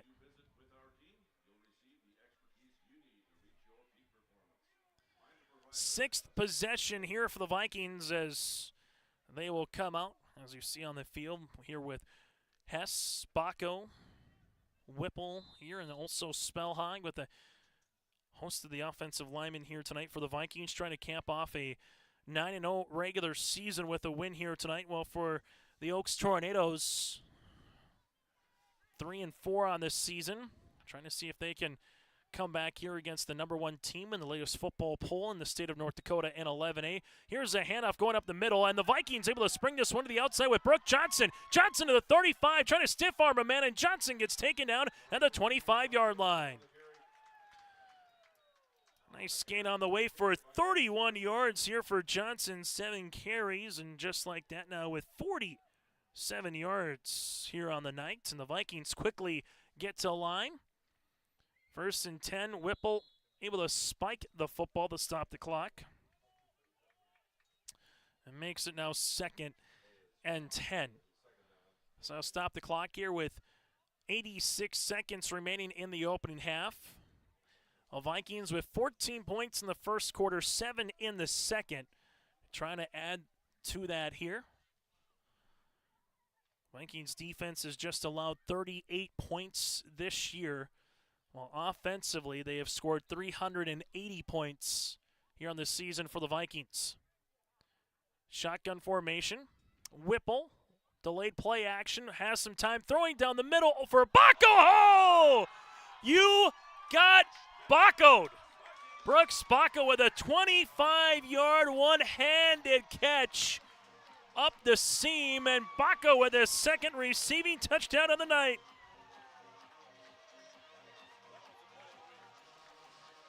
There's a segment called You Got Mossed. Well, Baco's going to make that You Got Baco'd with a catch like that. Whipple with his 3rd touchdown of the night, his 2nd through the air, 1 on the ground, and Baco makes a sensational play. Point after attempt upcoming here for Haley. As the Vikings able to utilize those timeouts by Coach Eric Burgad, they force the punt, they get good field position. One big run by Brock Johnson allows a 25-yard catch by Baco, and we got a new score. It's 28-rip Kindred here late in the first half. Every Wednesday night at 7, watch the YourLiveEvent.com Coaches Show presented by the Hillsborough Economic Development Corporation. Stay up to date with the latest goings-on in the region, as we'll hear from area coaches in North Dakota and Minnesota. Plus, we'll highlight area high school seniors and their achievements in the classroom and on the court with our Senior Spotlight. That's the YourLiveEvent.com Coaches Show presented by the Hillsborough Economic Development Corporation, Wednesday nights at 7 on YourLiveEvent.com. Brad Whale's going to like that in basketball. Brooks Baco trying to go up and dunk the basketball or get the rebounds. But here in football, Coach Eric Burgad likes that as well. Just throw it to a man that's 6'5", and even if you overthrow it, he can still make the one-handed catch. 28-0 Vikings here on YourLiveEvent.com. Here's the kick on the way by Haley, the end-over-end kick that'll make its way to about the 13-yard line as the Tornadoes here able to get to about the 25, and as Kindred has done on special teams, really good job tackling after Jackson Sorum gets to the 27-yard line. 75 seconds here in this first quarter, first half of play, that is. The Tornadoes will have one timeout remaining. Kindred with a 0, so if you're the Tornadoes here, a chance to give Bo Thorpe and try to see if you can get something consistently across the board here on YourLiveEvent.com.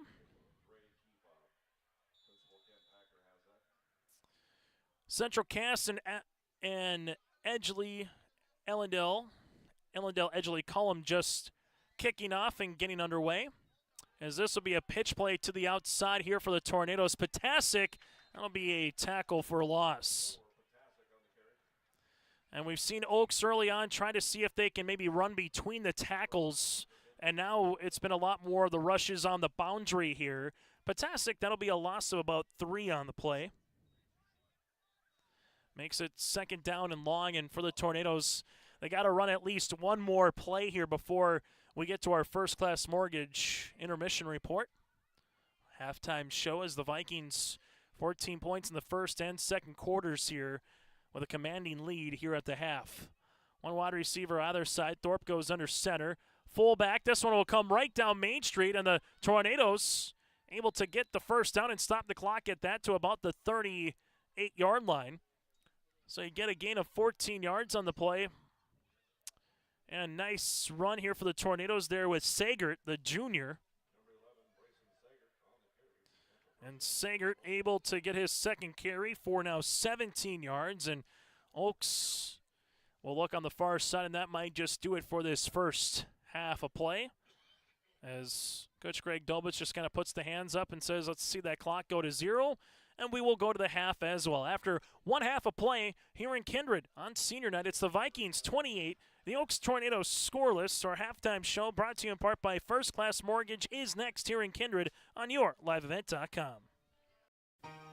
For trusted news, weather, and sports from your community, look to R&J Broadcasting Incorporated, KRJB, KRJM, and KKCQ Radio, and rjbroadcasting.com.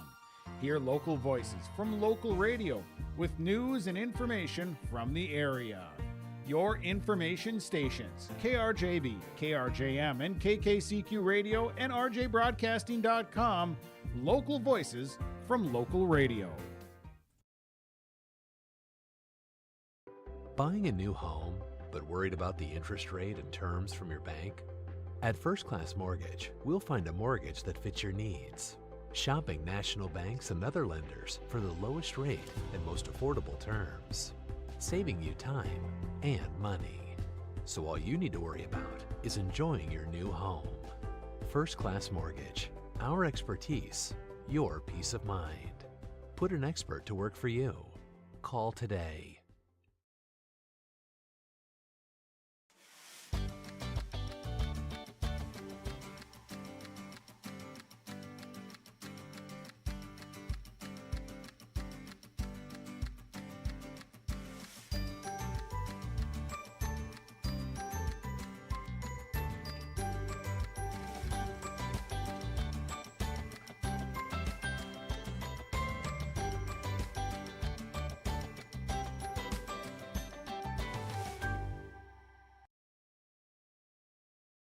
Homegrown local radio is now worldwide with 24-hour streaming. Download the RJ Radio app to hear local voices from local radio with KRJB, KRJM, and KKCQ 24 hours a day from anywhere. You can listen to your favorite programs like the RJ Family Morning Show, local news, farm markets, music, high school sports, church services, more from anywhere. KRJB, KRJM, and 96.7 KKCQ is streaming on the RJ Radio app. Download it to your device and take us with you wherever you go. High school football here tonight on yourliveevent.com at the half, brought to you in part by First Class Mortgage, locally owned and operated. First Class Mortgage is more than their company name.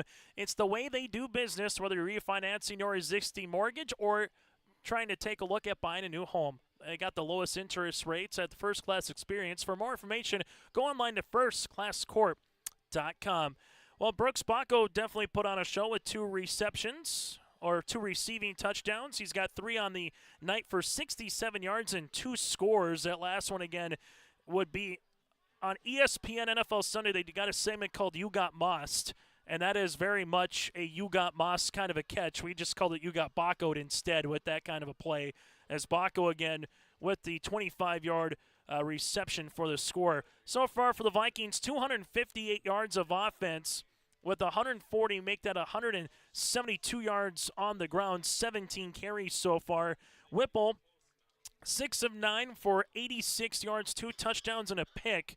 The Vikings so far on this one, 7 of 10 for 85 yards, with a Theo just minus 1 yard passing. Baco, 3 catches, 67 yards. You do have Hunter Bindis so far with 15 yards. Spellhog with 5. Johnson 1 for -1, and Hess for -1 as well. Then from there for the Kindred Vikings, Brock Johnson, 7 carries for 47 yards. You also see Tyson Johnson, 2 carries for 7 yards. Whipple, 3 carries for 4 yards and a score. Hess, 1 for 56. Theologist, 4 for 58, and a rushing touchdown to boot as well. And then from there, you do see Tyson Johnson with 7 yards on 2 carries. Vikings, 1 turnover, 4 penalties for 35 yards. Well, for the Oaks Tornadoes so far, 49 yards of total offense, 15 yards on the ground on 14 attempts, and they've thrown for 34 yards. So far, Thorpe is 4 of 11 for 34 yards. 2 receptions. DeSorm for 22 yards. Titus then with 1 reception for 11, and Potasic has 1 for 1. The Tornadoes with 0 turnovers, 1 penalty for 5 yards. This again is our First Class Mortgage halftime show. When we come back, we'll take a look at our out-of-town scoreboard. That and more is still to come here on your liveevent.com from Kindred. At Enbridge, we're focused on relationships. 23 Canadian First Nation and Métis communities now own an equity stake in Enbridge Athabasca pipelines. In Minnesota, Enbridge has spent $450 million and counting with Native-owned companies and in wages to tribal members working on Line 3. Every day brings new collaborations, partnerships, and possibilities. Learn more at Enbridge.com. Let the geeks at GK Technology help you with your agricultural data. Their agronomists know agriculture. When it comes to creating soils and zone maps to maximize yields in your fields, you can trust the people with decades of experience in site-specific agriculture. Everyone at GK Technology has a background in agriculture, so they know what makes a farm run, and they speak your language. The geeks at GK Technology have a map and an app for that. Green Earth Landscaping offers a full range of services, including commercial and residential landscape design and installation, maintenance and sprinkler services. From outdoor kitchens to patios, retaining walls, lighting, fine grade, sod and hydroseed, and anything in between, Green Earth Landscaping has you covered, servicing the Fargo-Moorhead area and beyond. For more information, go online to greenearthnd.com. That's greenearthnd.com.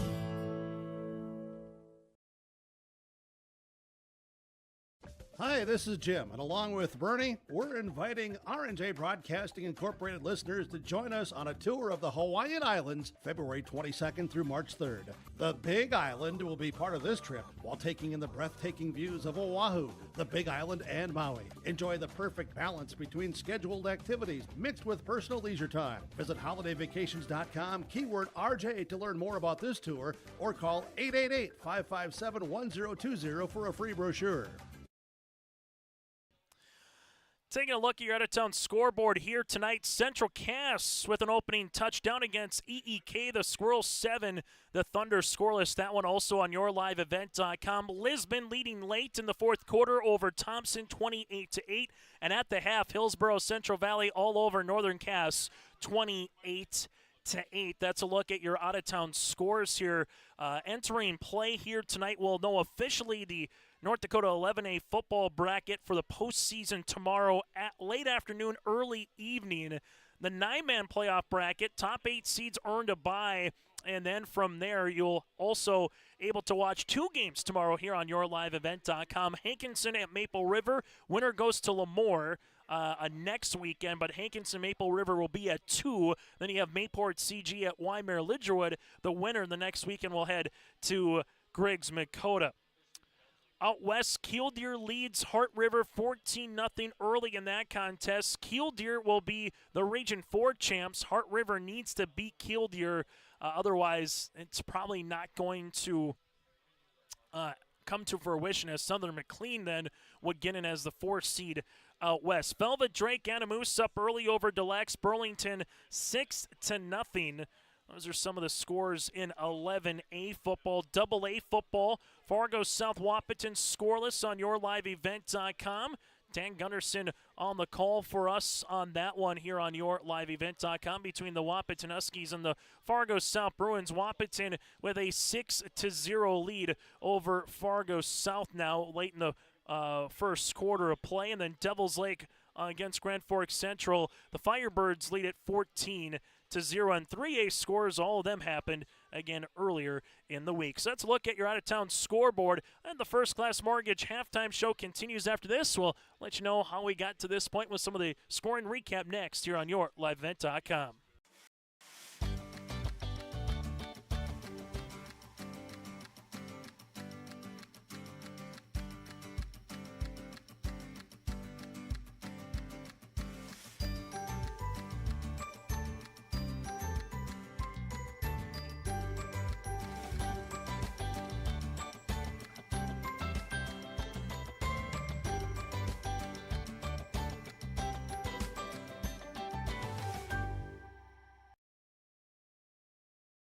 The Kindred Public School District looks to collaboratively cultivate an environment that challenges learners to reach their full potential in a student-centered, community-supported environment while building authentic relationships that promotes active engagement in learning, literacy, and life.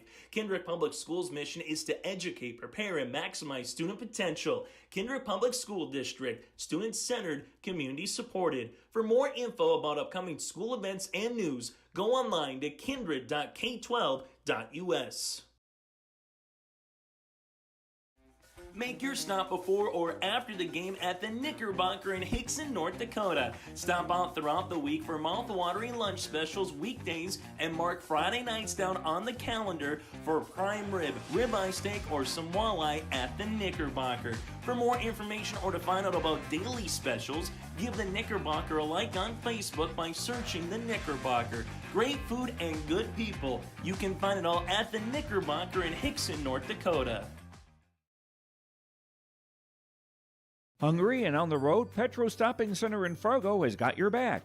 With an impressive lineup of goodies including Popeye's Chicken, Charlie's Cheesesteaks, Cinnabon, Papa John's, and a mouth-watering full-sized restaurant, the Dolly Down Grill, you'll be spoiled for choice.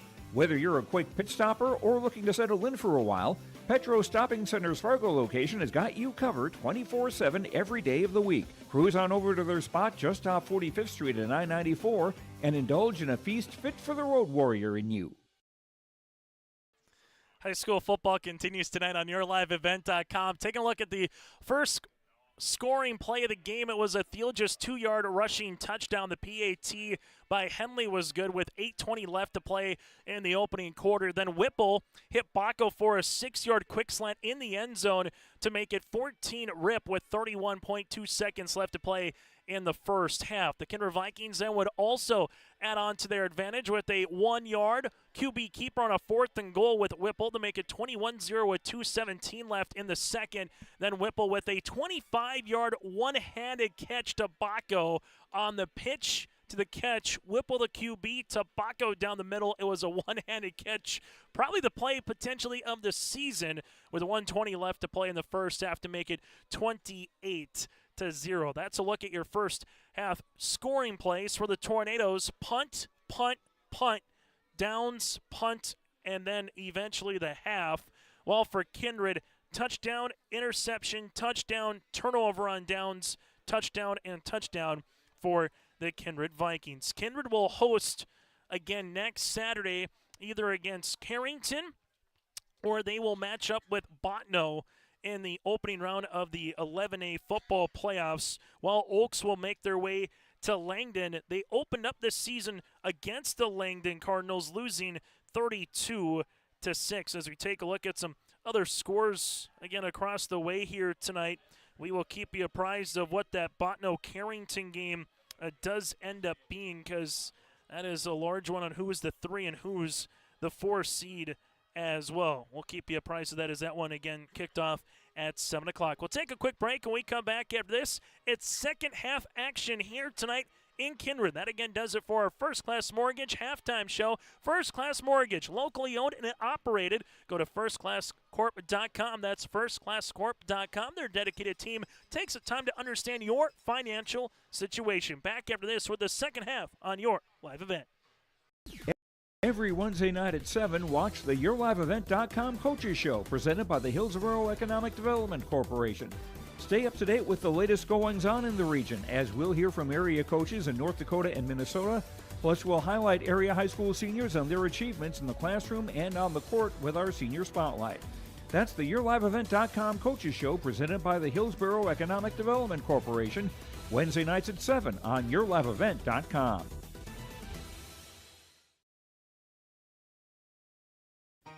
For trusted news, weather, and sports from your community, look to R&J Broadcasting Incorporated. KRJB, KRJM, and KKCQ Radio and rjbroadcasting.com. Hear local voices from local radio with news and information from the area. Your information stations, KRJB, KRJM, and KKCQ Radio and rjbroadcasting.com. Local voices from local radio. Buying a new home, but worried about the interest rate and terms from your bank? At First Class Mortgage, we'll find a mortgage that fits your needs. Shopping national banks and other lenders for the lowest rate and most affordable terms. Saving you time and money. So all you need to worry about is enjoying your new home. First Class Mortgage. Our expertise, your peace of mind. Put an expert to work for you. Call today. Thank you for all tuning in here tonight in Kindred. Make sure you patronize all of our sponsors for allowing us to bring you high school football throughout the regular season. More high school sports as well next week. The Region 1 volleyball tournament. It's going to be interesting to see what the seed lines are there. It is very tight when it comes to what the particulars are in the Kindred Vikings, as this one's going to be a pooch kick. This is a live football, and eventually the Vikings able to get on it. A nice job there by Garza with a really high bounce. Eventually, Bindis is able to get on the football about the 43-yard line. If you're Coach Dobitz, as we talked with Coach Bergen and Dobitz earlier in the week, saying, what do you do different in a game where it almost feels like an exhibition? Because if you win or lose, you know you're already seated at where you are for the region. And both said, well, obviously you want to come out and play your brand of football and kind of control the controllables that you can. But I think at the same time, you can try certain little wrinkles, whether it's offense or defense, maybe get a player or two in a different spot or formation and try stuff like a little sky pooch kick on a kickoff as well. As they will come out shotgun formation, little read option play here that gets to about the 45-yard line for a gain of 2, as the Vikings will get 2 yards on the play there by Tyson Johnson.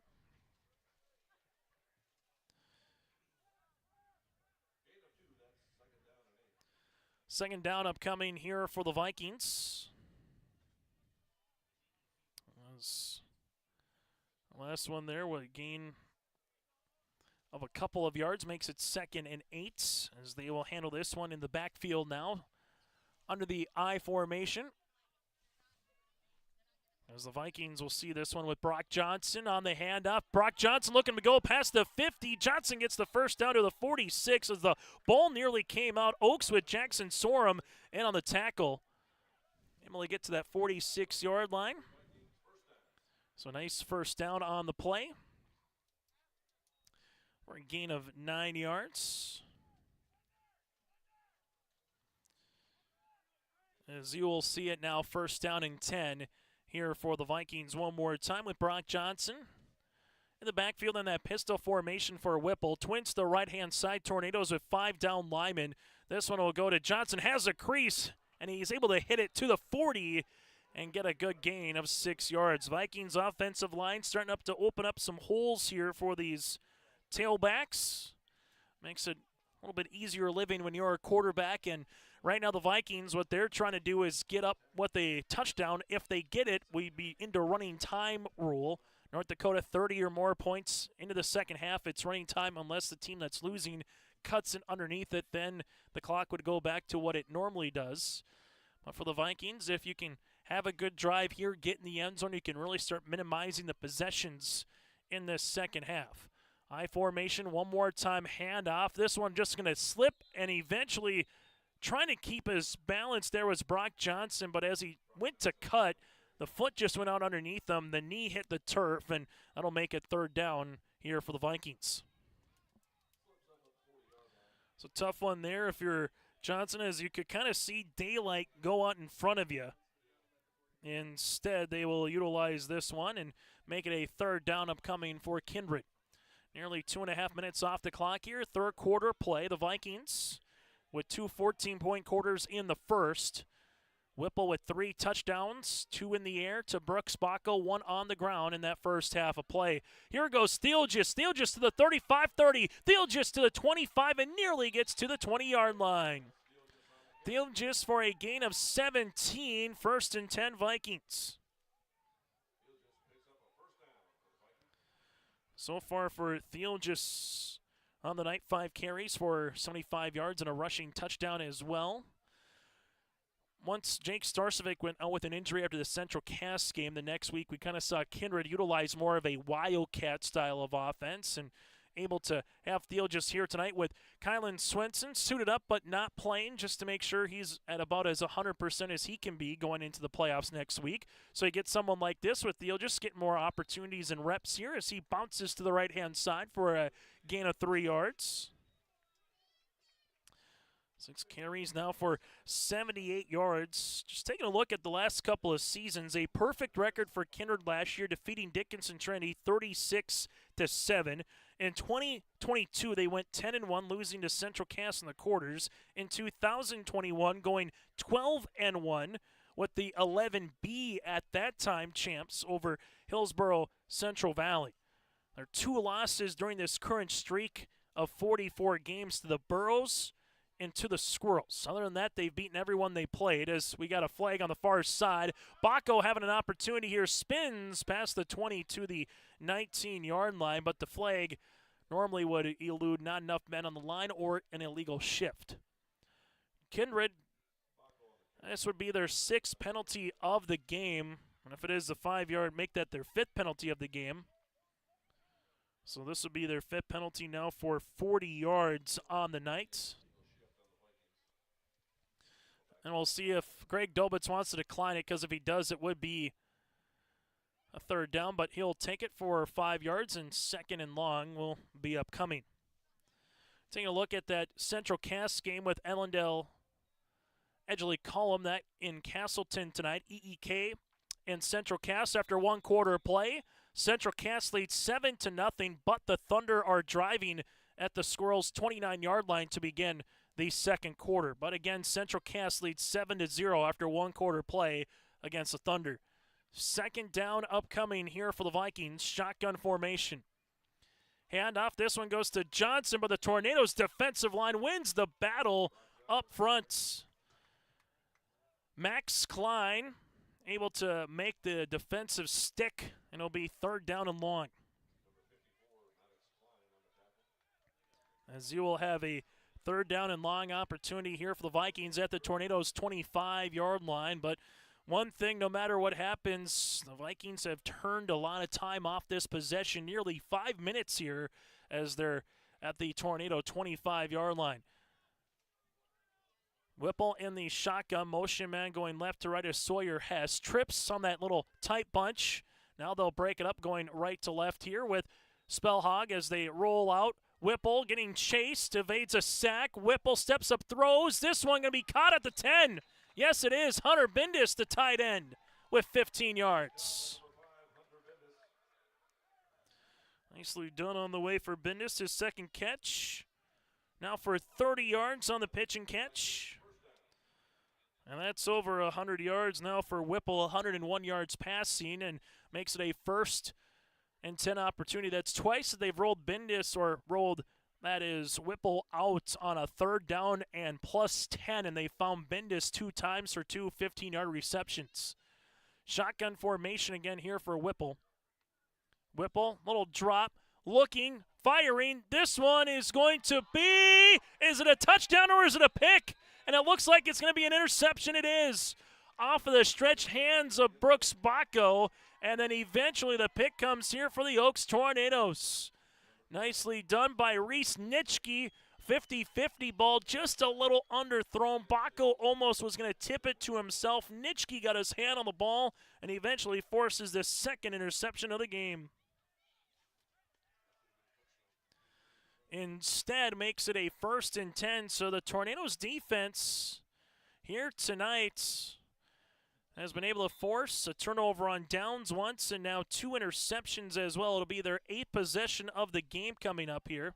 This will be at the 20-yard line here for Oaks, as the Tornadoes will have their first possession here of this second half. And they've tried to run the football consistently on first down, but they just haven't been able to get much of anything on the particular play, as both Thorpe wasn't able to do much on that one, as looks to be Sagert on a 1-yard gain.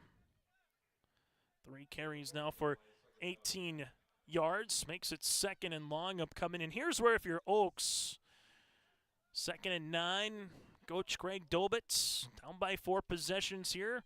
They've been in the Vikings side of the field just once tonight.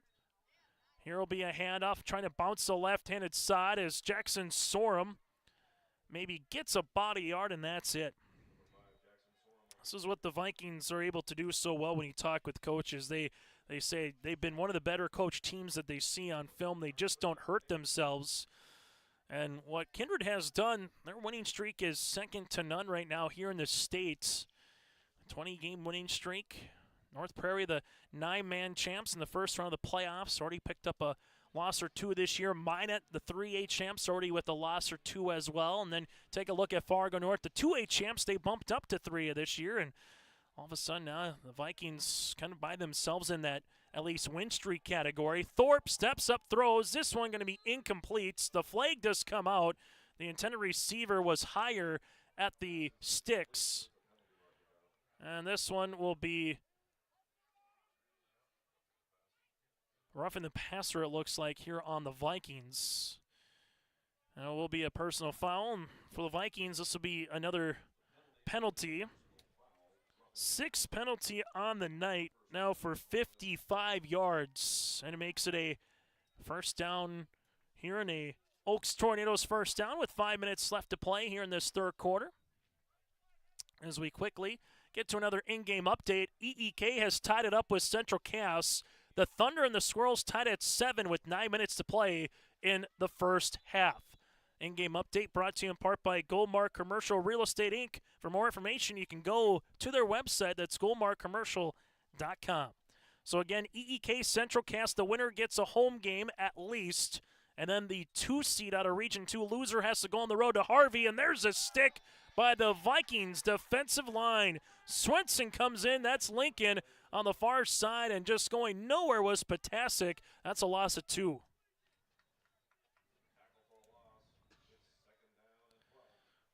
So the Vikings, the 1 seed from the region. The winner of the Thunder and the Squirrels will be the 2. The loser will be the 3 and go to Harvey Wells County in the opening round of the playoffs. And then Oaks is making their way to Langdon again next Saturday. That's what we know currently here for high school football tonight. You can watch that Thunder Squirrels game also on yourliveevent.com. Our man Kelly Newstill's got YLE, I think, on multiple screens down in that Sargent County area. Here's an opportunity for the Tornadoes. This one gets batted and nearly intercepted, as Tannen Johnson with the batted ball eventually went to the waiting arms of Jackson Sorum. Instead makes it now a 3rd down and 12.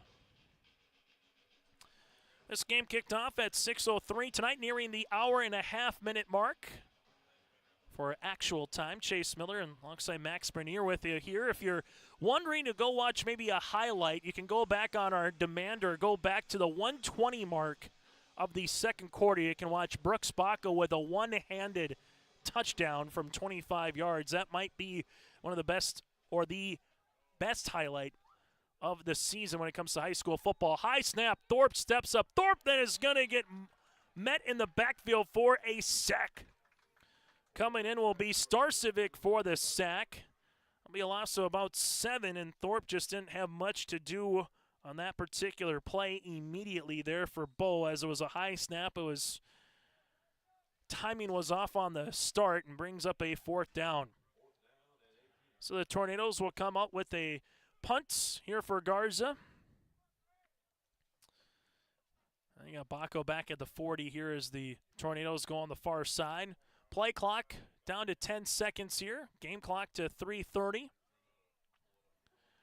Just 2 possessions combined between these two. Garza with a high end-over-end kick that'll take Baco to the 34, and that's where the Vikings will start for the second time here in this second half. The 8th possession of the game with 3:21 remaining. Ball will be spotted at the 34-yard line. High school football here tonight. Coming up on our post-game show, we'll get to our Enbridge Energy player of the game. We'll also take a look at the out-of-town scores and let you know as much, with, again, games being at 5, 6, and 7 across the state here tonight. If you've been a high school sports fan, it's been fun. It kind of feels like NFL football, high school football on Wednesday, Thursday, Friday, and even tomorrow in North Dakota as we have a shotgun formation.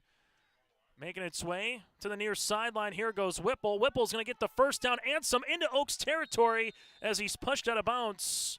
They'll mark it at the 41-yard line. Gain of 25 makes it a 1st and 10. So 1st and 10 on the way here for the Vikings, as they've been able to kind of set the edge a little bit here on that ground game when they've had opportunities here tonight. A final in Lisbon. The Broncos defeat Thompson 28-8. That game has gone final.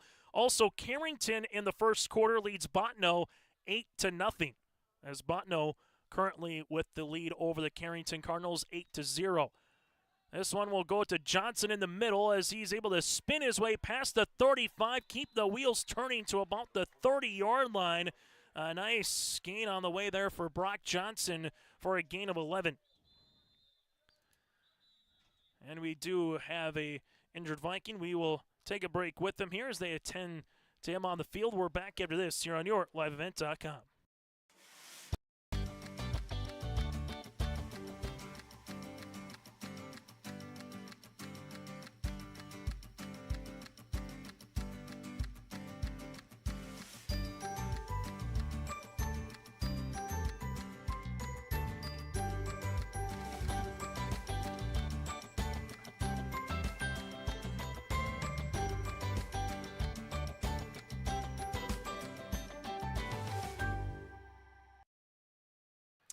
Update from Castleton. Central Cass with a 13-7 lead now over EEK. 6 minutes left to play in the first half. Again, Central Cass 13, EEK 7 with 6 minutes left to play in the first half. Killdeer all over Hart River out west 21-0, and Velva Drake Animus Garrison with a large commanding lead currently over Des Lacs Burlington 27-0.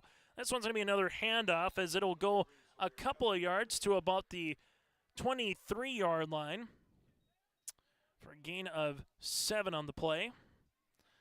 As able to have a nice rush, as we've seen a couple of times here tonight for Hess. Hess with his second carry now for 63 yards. Had one earlier in the game for 56 yards. That nearly was a touchdown. Second down upcoming here for the Vikings. Twins to the left, one to the right. Oaks kind of stacking the line here. There's the pitch play. As the Vikings, nice little shift on the way. As this one by Bendis will get to the 15-yard line for a gain of 8. Or, excuse me, on the play, that's Jack McDonald, not number 5, Hunter Bendis. So McDonald, the senior, able to get in the stat category here for a gain of 8 yards.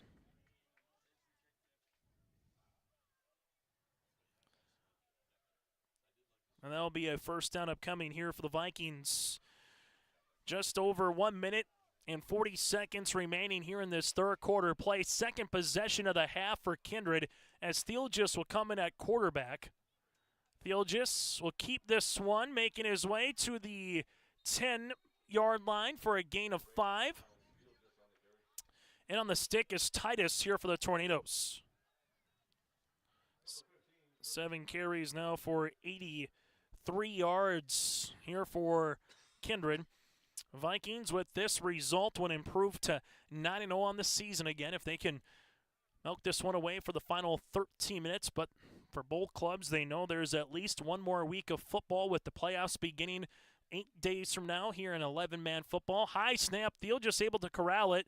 Thiel Thiel just gets to about the 8-yard line before he's met there for a gain of 2.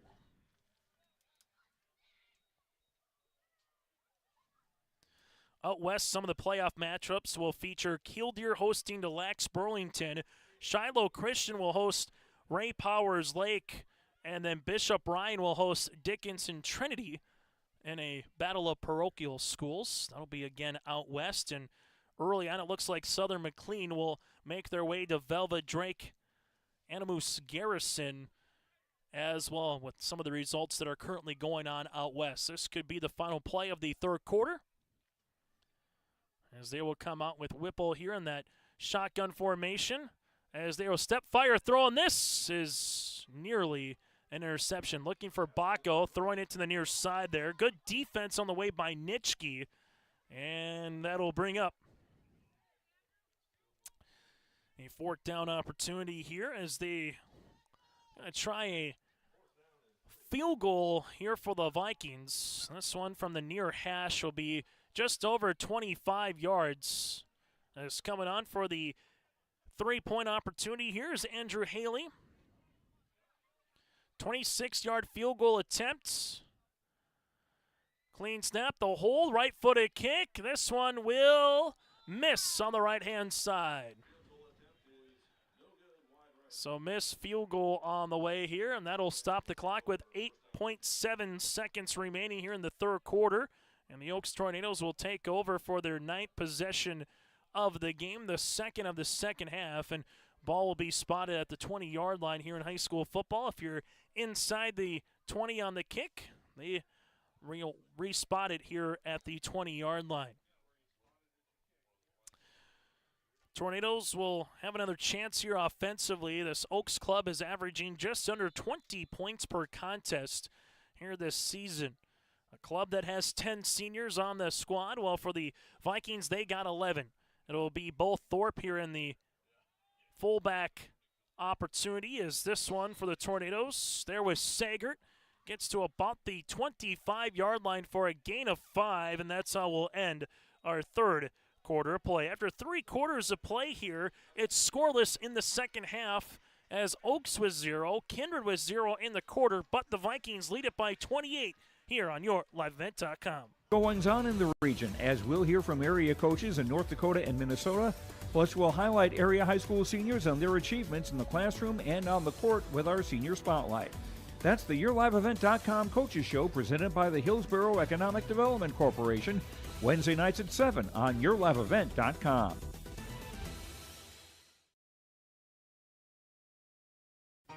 For trusted news, weather, and sports from your community, look to R&J Broadcasting Incorporated, KRJB, KRJM, and KKCQ Radio, and rjbroadcasting.com.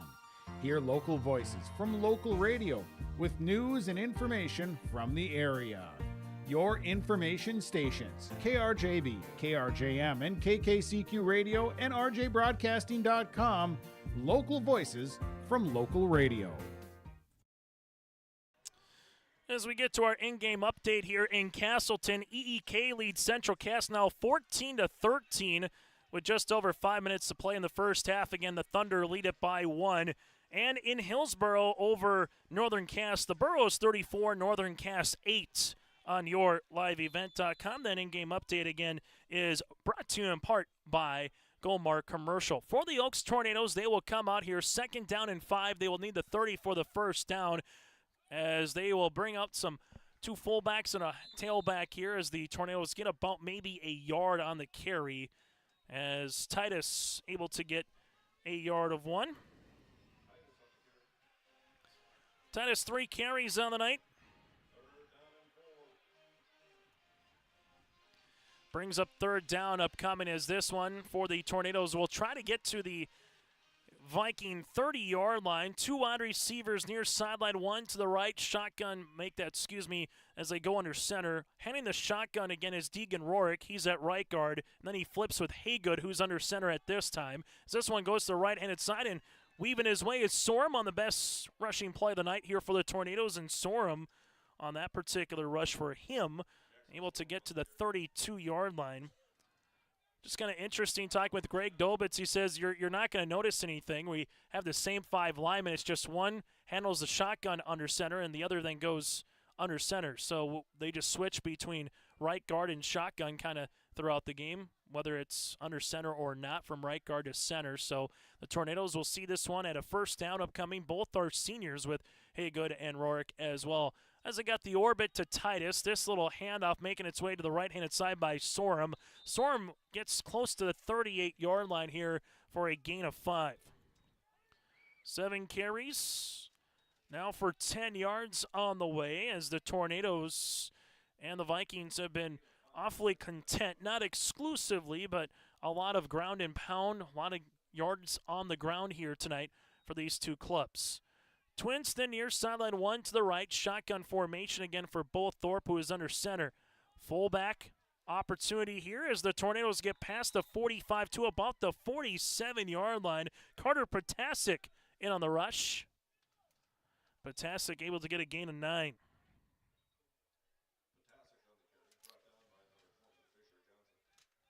Potasic on the play as the Vikings again getting opportunities for some younger guys getting in there right now, having a chance to play in this fourth quarter. As the Tornadoes at 1st and 10, both. Thorpe gives this one, and that's a good stick in the backfield. That's a loss of 2 for Sorum and a really good stick as well for the Vikings. Jeremy Knight, the freshman, comes in for a tackle for loss. 8 carries now for 8 yards. 2nd and 12 upcoming. You do have all 3 timeouts for both teams remaining here in this second half, as the Tornadoes started with 1 play to finish off the third quarter at the 8-second mark, as this one continues to wind down here in Kindred. Thorpe, play action, rolling right-handed side. Thorpe has a man, but this one's going to be picked off at the 50. The Vikings then will get it at midfield. The first interception of the game, as Whipple will come up for the Tornadoes for the first interception of the game again for Oaks. Oaks has picked off Kindred twice, but regardless, Whipple able to get the pick. And now for the Vikings, they will start with the ball at the positive 49-yard line here with 9:09 remaining in the fourth quarter. High school football here tonight. For those of you that are just joining us, Kindred took the opening drive of the game, went down the field for the first drive of their first half, as Greg Dobitz will take a timeout. And it was capped off by a Theologist 2-yard rushing score. Timeout on the field brought to you in part by Kindred State Bank and Insurance Agency. Will continue after this from Kindred. Buying a new home, but worried about the interest rate and terms from your bank? At First Class Mortgage, we'll find a mortgage that fits your needs. Shopping national banks and other lenders for the lowest rate and most affordable terms, saving you time and money. So all you need to worry about is enjoying your new home. First Class Mortgage, our expertise, your peace of mind. Put an expert to work for you. Call today. High school football here tonight on YourLiveEvent.com. Timeout brought to you in part by Kindred State Bank and Insurance Agency. From banking to insurance, like Kindred State Bank and Insurance Agency, handle your requests. Right on cue as we were talking about the timeouts. Boom, there's one taken with 9:09 remaining here in this second half. As the Vikings will come out here in a shotgun formation. As we'll see Theologist here at the quarterback spot. Theologist, there comes the snap, here comes the rush. The Vikings able to move the pile to about the 40. Able to see Sawyer Hess for a gain of 9. Hess now 3 carries for 72 yards, makes it 2nd down and short upcoming for the Vikings. As for Kindred with this result, they gotta be feeling obviously pretty good going into the postseason in terms of what they've found themselves, their quality and body of work throughout the year here for Kindred, from the first game to where they are now. Here's the chance for Hess again. Hess kind of all of a sudden chopped his feet looking for a lane. As he chopped his feet, he went forward for about 2. 4 carries now for 74 yards. And we'll start finding out the North Dakota 9-man bracket, going from 24 teams to 16. 8 high school football games in 9-man tomorrow. We'll have 2 of them, the Warbirds and the Patriots in Weimar at 1. And you got the Pirates and the Raiders in Hope. That'll be at 2 for those football games. UND hosts UNI tomorrow at the Lair Center in the afternoon. Then the Jacks and the Bison for the Dakota Marker tomorrow night in Fargo. Fun time of the year with prep sports winding into postseason mode. As this one bouncing to the outside is Theolgis. Theolgis then just not going to go down, as Theolgis takes a couple of tornadoes to bring him down for about a gain of 1.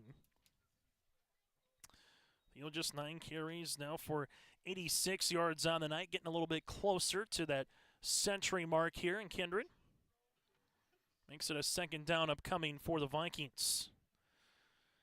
So with the results earlier today, the Vikings undefeated. Killdeer taking care of business out west. Those would be the 2 teams undefeated in 11A going into the playoffs. Otherwise, everybody else would at least have 1 loss. 2nd down upcoming here for the Vikings. Snap, handoff, Hess. And Hess going to get a tackle for loss. Tornadoes coming in there with Deegan Rorick. Was part of the 1-2 combination to start. It's a loss of 2.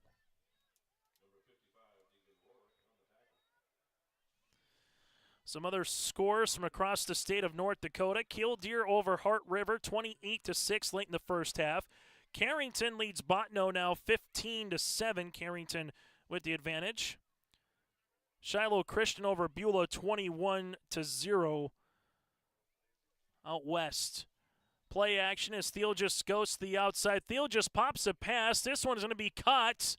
And the Vikings able to keep the clock moving here with a catch to Fisher Johnson, as that gets right back to the original line of scrimmage. And we'll see a punt here for the Vikings. Just over 6 minutes to play here in the 4th quarter on YourLiveEvent.com. Hillsborough Central Valley all over Northern Cass, 42-14 late in the 4th quarter. And Velva Drake Animus Garrison, 41-0 over to Lax Burlington in the 2nd quarter. Here's the punts upcoming for the Vikings, as this will get downed at the 2-yard line. You couldn't have drawn up any better if you're Kindred.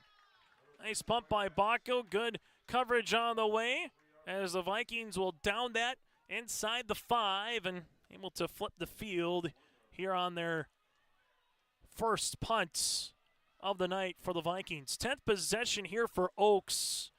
This will start back deep in their own territory with 5:42 remaining here in this 4th quarter play.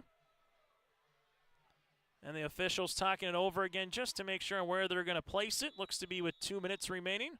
And we'll get a timeout with Oaks. We'll break with them here late in the 4th quarter.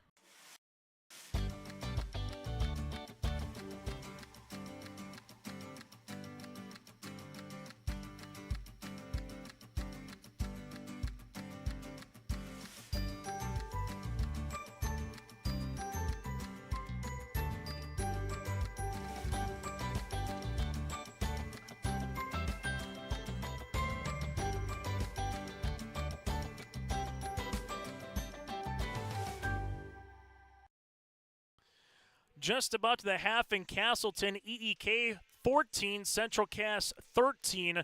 The Thunder have it at the Squirrels' 40-yard line late in the first half. Again, the Thunder lead it by 1 over Central Cass. You can watch that game on YourLiveEvent.com as well. Wahpeton and Fargo South playing in 2A football here tonight with Dan Gunderson from Fargo South. Wahpeton all over the Bruins, currently 21-3 in the second half of play in that contest.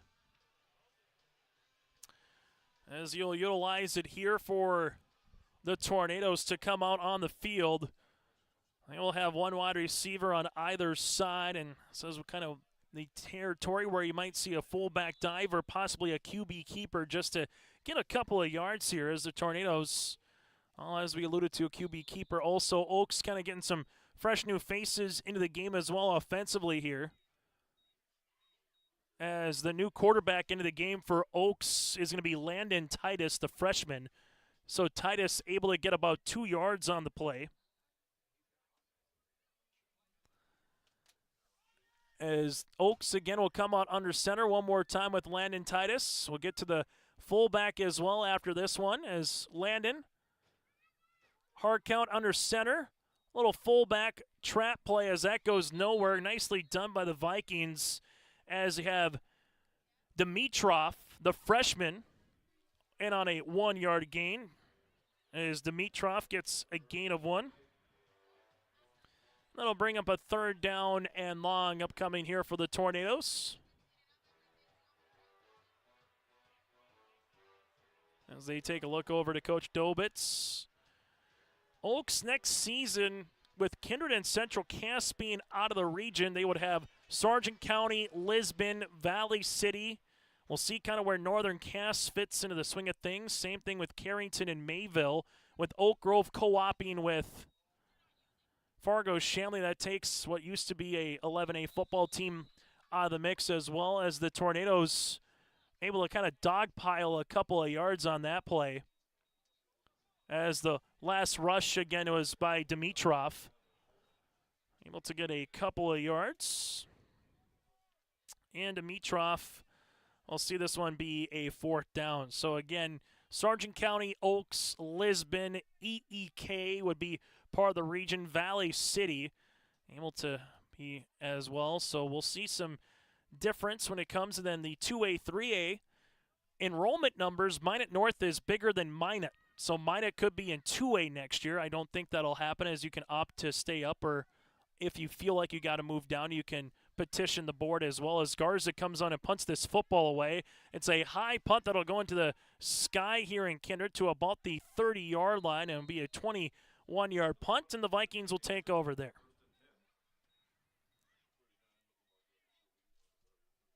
So with 3:26 remaining, the Vikings will take the field, and we'll see where AA and AAA this season for rivalries. We talk about Central Cass and also Kindred. You talk about Oaks and Lisbon. There was no Fargo South and Fargo North football game this season, with North going to 3A, South being in 2A. So we'll see what the landscape looks like next year when we're at this time of the year. Volleyball will be 3 divisions, just like basketball was this past season. Be 1st and 10 upcoming here for the Vikings. Hands this one off as the Vikings able to make their way to the 20-yard line on the rush. And the Vikings keep it going. And a nice rush here for Kindred. Clayton Altoff, the freshman, able to get in the stat category here tonight with a nice explosive play of 22 yards. As Altoff with 22 yards on the rush, as the Vikings quickly get back to the line here. New quarterback as well with Jackson Schliemann into the game, the freshman. Schliemann will hand this one off, as this one going to the 5. Penalty on the flag, as Altoff was able to get about 4 yards. Clock will stop with 2:23 remaining. And this will be a hold on the Vikings. 7 penalty now for 65 yards on the night. Been a slobber knocker of a second half. Scoreless between these two teams in the second half. So far for Oaks, they've had 3 possessions in the second half. Kindred, this is their 4th. And we'll have a first down upcoming at the half again in Castleton. It's 14-13 EEK at the half over Central Cass. Shotgun, this one's going to bounce and then goes right back to about the 15-yard line for a gain of 3. As the rush on the play looks to be with Olsen, and it is the sophomore. I'm going to look here for the Vikings. You got 1, 2, 3, 4, 5, 6, 7, 8 different players of the rush here tonight for Coach Eric Burgad. 8 different players at least had an attempt to run the football here this evening for the Vikings. As you'll see this one now with another chance with Jackson. Play clock making its way to 15. Schliemann fakes it, then a little counter end around as this one will go to the 10-yard line, and the Vikings will see Olsen to the 7-yard line for about a gain of 8.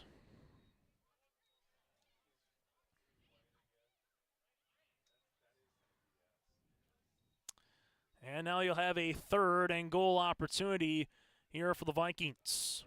75 seconds remaining in the 4th quarter of play. With this result, Kindred will take that winning streak to 21 straight, and they will have won 43 of their last 45 football games. Here for the Vikings as they have a play action. Schliemann steps up, fires, throws, going to the end zone, caught for a touchdown. It's 7 yards on the pitch and catch. Schliemann goes to the outside for the score, as this one is hauled in by Eli Mack, the freshman, for 7 yards.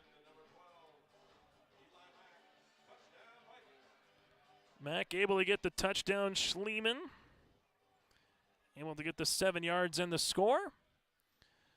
And now it's 34-0. Clock will continue to wind here as the Vikings will go for the 2-point conversion as Schliemann goes under center.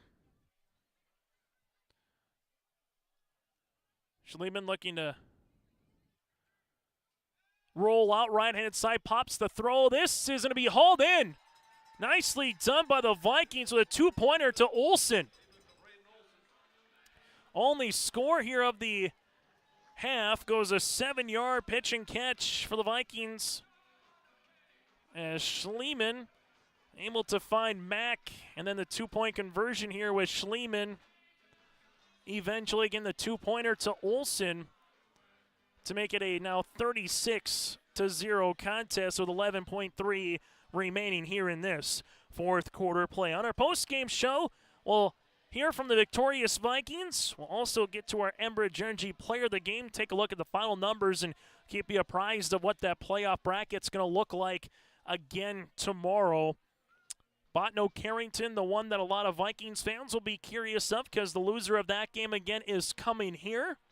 Oaks already knows their opponent. They have to make the trek from the south side of North Dakota almost to Canada, up to Langdon, as they will get on the bus on Saturday and make the trek up north as they put this one on the tee for the Vikings. Here's a end-over-end kick. Eventually the Tornadoes will pick it up here with Josh Dobitz, and Dobitz gets hit at the 16. Joseph Dobitz, that is, the son of Greg Dobitz here, gets to about the 16-yard line with 5.7 seconds remaining in the contest. And the Tornadoes will come out here for one final play of the contest, as Kindred again 36-0 with the advantage over the Tornadoes. As Oaks with one more play will hand this one off. It's going to get stuck, and that will be the final here tonight in this one, as the Kindred Vikings pick up the win by a final again of 36-0 here over the Oaks Tornadoes. With the win, the Vikings finish off a perfect regular season 9-0. Oaks drops to 3-5. Our post-game show is coming up next here on your LiveEvent.com. Homegrown local radio is now worldwide with 24-hour streaming. Download the RJ Radio app to hear local voices from local radio with KRJB, KRJM, and KKCQ 24 hours a day from anywhere. You can listen to your favorite programs like the RJ Family Morning Show, local news, farm markets, music, high school sports, church services, more from anywhere. KRJB, KRJM, and 96.7 KKCQ is streaming on the RJ Radio app. Download it to your device and take us with you wherever you go. Football game just took under 2 hours of play here tonight.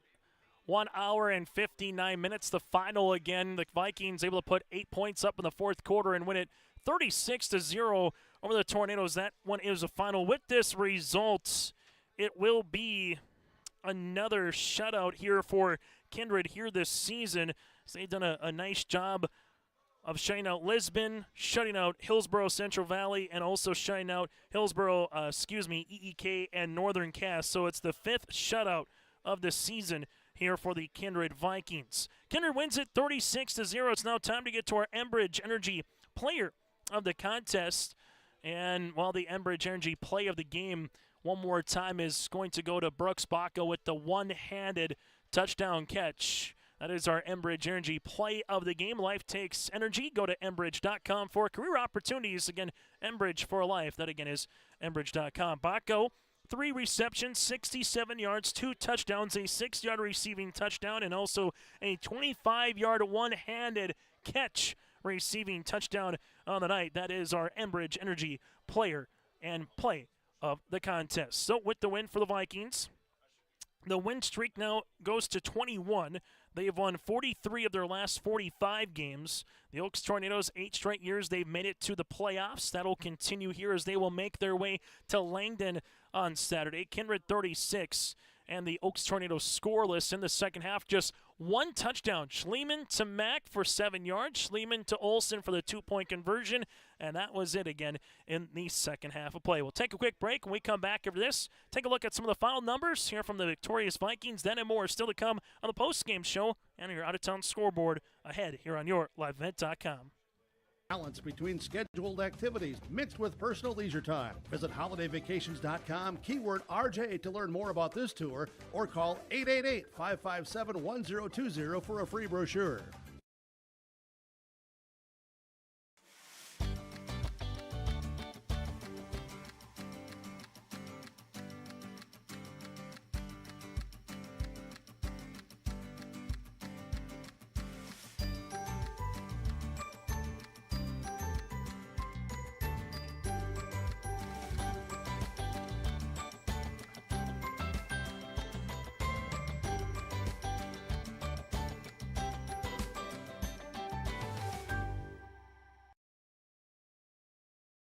The School District looks to collaboratively cultivate an environment that challenges learners to reach their full potential in a student-centered, community-supported environment while building authentic relationships that promotes active engagement in learning, literacy, and life. Kindred Public Schools' mission is to educate, prepare, and maximize student potential. Kindred Public School District, student-centered, community-supported. For more info about upcoming school events and news, go online to kindred.k12.us. As we come back here on your LiveEvent.com, the Vikings taking a group photo there in the end zone. Able to enjoy this win one more time as well for the Kindred Vikings as they pick up the championship, the Region 1 regular season championship here tonight outright with this victory, 36-0. Taking a look at the final numbers, the Tornadoes held to 79 yards of total offense here tonight, 45 on the ground, 34 through the air. They did have 1 interception, 1 penalty for 5 yards. Team numbers for the Kindred Vikings, 413 yards of offense, 312 on the ground eventually. They just found ways to turn out yards here tonight for Kindred. And again, over 8 different players had at least 1 rush here for the Vikings as well. Whipple with 101 yards through the air, 2 touchdowns and 2 interceptions. The old just went 2 of 2 for -1, and then Schliemann goes 1 of 1 for 7 yards with a score as well. The Vikings, 7 penalties for 65 yards. They did have 2 interceptions here in this contest. Again, the Vikings and the Oaks Tornadoes, both Thorpe would go 4 of 12 in this game for 34 yards. Leading rusher here tonight for Oaks, 7 carries for Potasic for 5 yards. And then you had Sagert, 4 carries for 23 yards. For the Vikings, Johnson, and that again is Brock Johnson, 13 carries for 77 yards. Steele, just 9 carries for 86 yards here tonight. Whipple, as we alluded to, 101 yards passing. Leading receiver Baco, 3 catches, 67 yards, and 2 scores here in this one. That's a look at the final numbers. When we come back, we'll take a look at the out-of-town scoreboard, let you know what's going on across the state. That and more before we bid adieu here tonight in Kindred, as the Vikings will be hosting a playoff game next week on Saturday, either against Bottineau or Carrington here on this one, as the Cardinals again and the Stars playing still currently as that one kicked underway at 7 o'clock. We'll continue on our post-game show after this here in Kindred. Make your stop before or after the game at the Knickerbocker in Hickson, North Dakota. Stop out throughout the week for mouth-watering lunch specials weekdays and mark Friday nights down on the calendar for prime rib, ribeye steak, or some walleye at the Knickerbocker. For more information or to find out about daily specials, give the Knickerbocker a like on Facebook by searching the Knickerbocker. Great food and good people. You can find it all at the Knickerbocker in Hickson, North Dakota. Hungry and on the road, Petro Stopping Center in Fargo has got your back with an impressive lineup of goodies including Popeye's Chicken, Charlie's Cheesesteaks, Cinnabon, Papa John's, and a mouth-watering full-sized restaurant, the Dolly Down Grill. You'll be spoiled for choice. Whether you're a quick pit stopper or looking to settle in for a while, Petro Stopping Center's Fargo location has got you covered 24/7 every day of the week. Cruise on over to their spot just off 45th Street and I-94 and indulge in a feast fit for the road warrior in you. As we take a look at some of the other scores across the state of North Dakota here tonight at the half, Felva Garrison Drake Animus 42-0 over Des Lacs Burlington. A final in Region 1 football here tonight. Hillsborough Central Valley over Northern Cass 48-14. The Burros over the Jags. Bishop Ryan leads Stanley 20-14, 3 minutes left in the second quarter. Shiloh Christian at the half over Beulah 34-0. Also, Killdeer over Hart River 42-6 at the half.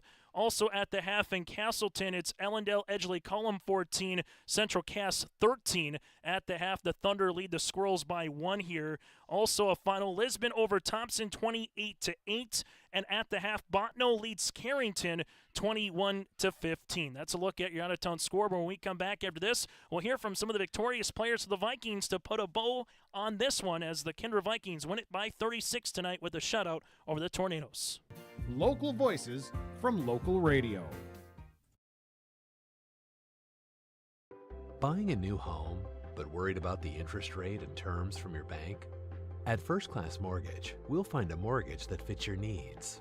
Shopping national banks and other lenders for the lowest rate and most affordable terms. Saving you time and money. So all you need to worry about is enjoying your new home. First Class Mortgage. Our expertise, your peace of mind. Put an expert to work for you. Call today.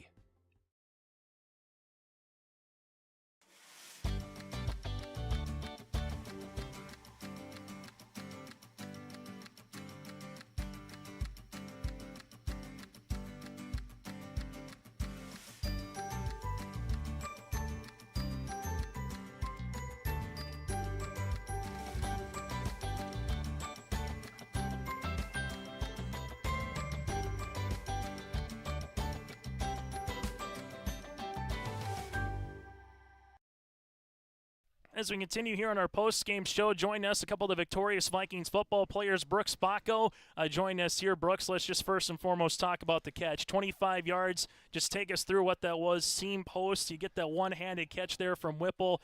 Just kind of take us through the play when you see that football coming towards you. So I was going on a post, and I knew it was going to be like one-on-one coverage, and so did G-Whip. So he just threw it up there, and, I went up and made a play. So, yeah. Is that the first couple that you've seen like a one-handed touchdown catch for you in your career? Have you made a couple before here, Brooks? Yeah, I'd say that's my first. Okay. Have some practice every once in a while, but to do it in a game is pretty cool. When you're able to make that one, does it kind of go through your mind, did that just happen, or are you just reacting with your teammates in the end zone, knowing that it was a touchdown? Yeah, sometimes I feel like it's just like kind of instincts. You don't really think about it. You just go up and you try your best to get the ball. So that's, yeah. As you come through this one here, Brooks, as well, like Coach Dobitz step aside and we continue here, is just a matter of picking up a shutout. What does it mean to earn another shutout here, the 5th one for your club this season? Yeah, we take a lot of pride in defense. So coming into the game, we never want to let up any points, and it was good to do that again today.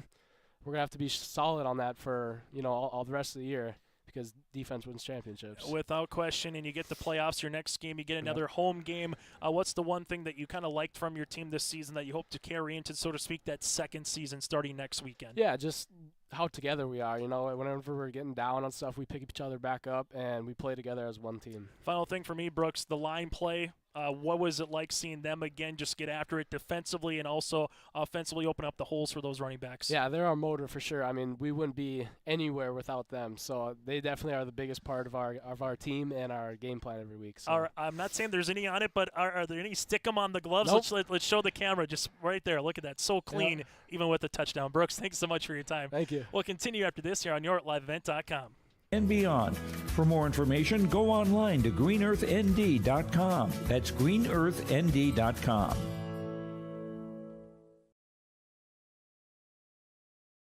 Hi, this is Jim, and along with Bernie, we're inviting R&J Broadcasting Incorporated listeners to join us on a tour of the Hawaiian Islands, February 22nd through March 3rd. The Big Island will be part of this trip while taking in the breathtaking views of Oahu, the Big Island, and Maui. Enjoy the perfect balance between scheduled activities mixed with personal leisure time. Visit holidayvacations.com, keyword RJ to learn more about this tour, or call 888-557-1020 for a free brochure.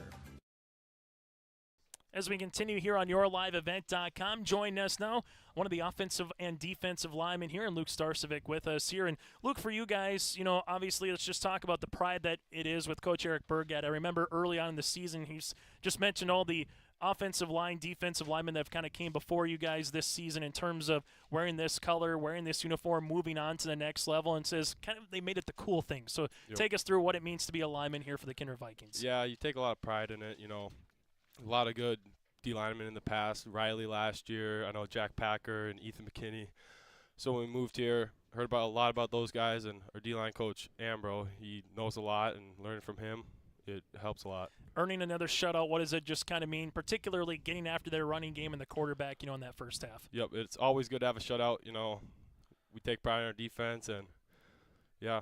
That's pretty much all I got. When someone like Brooks Bacco makes a play late in the first half, the one-handed catch, what is that just going to do for a team? Yeah, I mean, that gives momentum for sure. You're on the field, you see that. It's just like, dang, holy crap.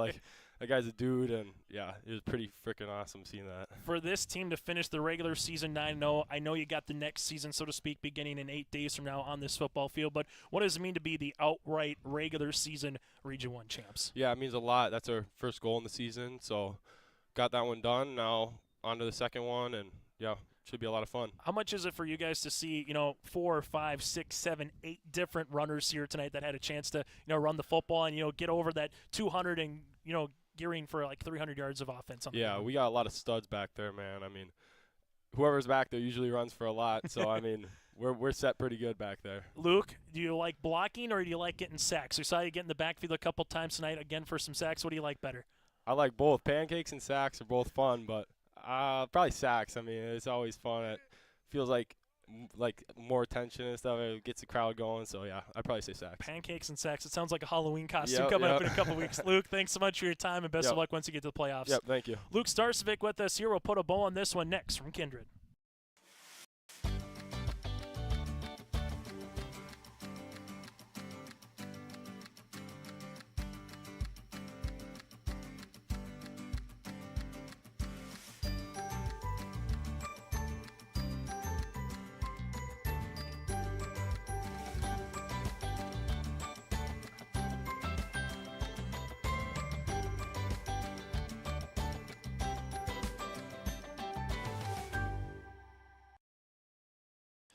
Again, your final from Kindred, 36-0. Your final, the Kindred Vikings pick up the win. Update for you from Castleton midway through the third quarter. EEK 14, Central Cass 13. The Squirrels currently on a drive right now at the EEK 17-yard line. So go to YourLiveEvent.com to catch the conclusion of that game. The Kindred Vikings will host either Botno or Carrington next weekend. Oaks again making their way to Langdon. The Vikings 9-0 on the season, Region 1 regular season champs. Oaks will finish 3-4 and be the number 4 seed here from Region 1. Enjoy the rest of your weekend and join us for high school playoff football tomorrow. Weimar Lidgewood hosting Mayport CG. That'll be at 1 o'clock, and Hankinson makes their way to Maple River at 2 o'clock. The more high school sports beginning on Monday as well with section volleyball in Minnesota. Until next time, good night from Kindred.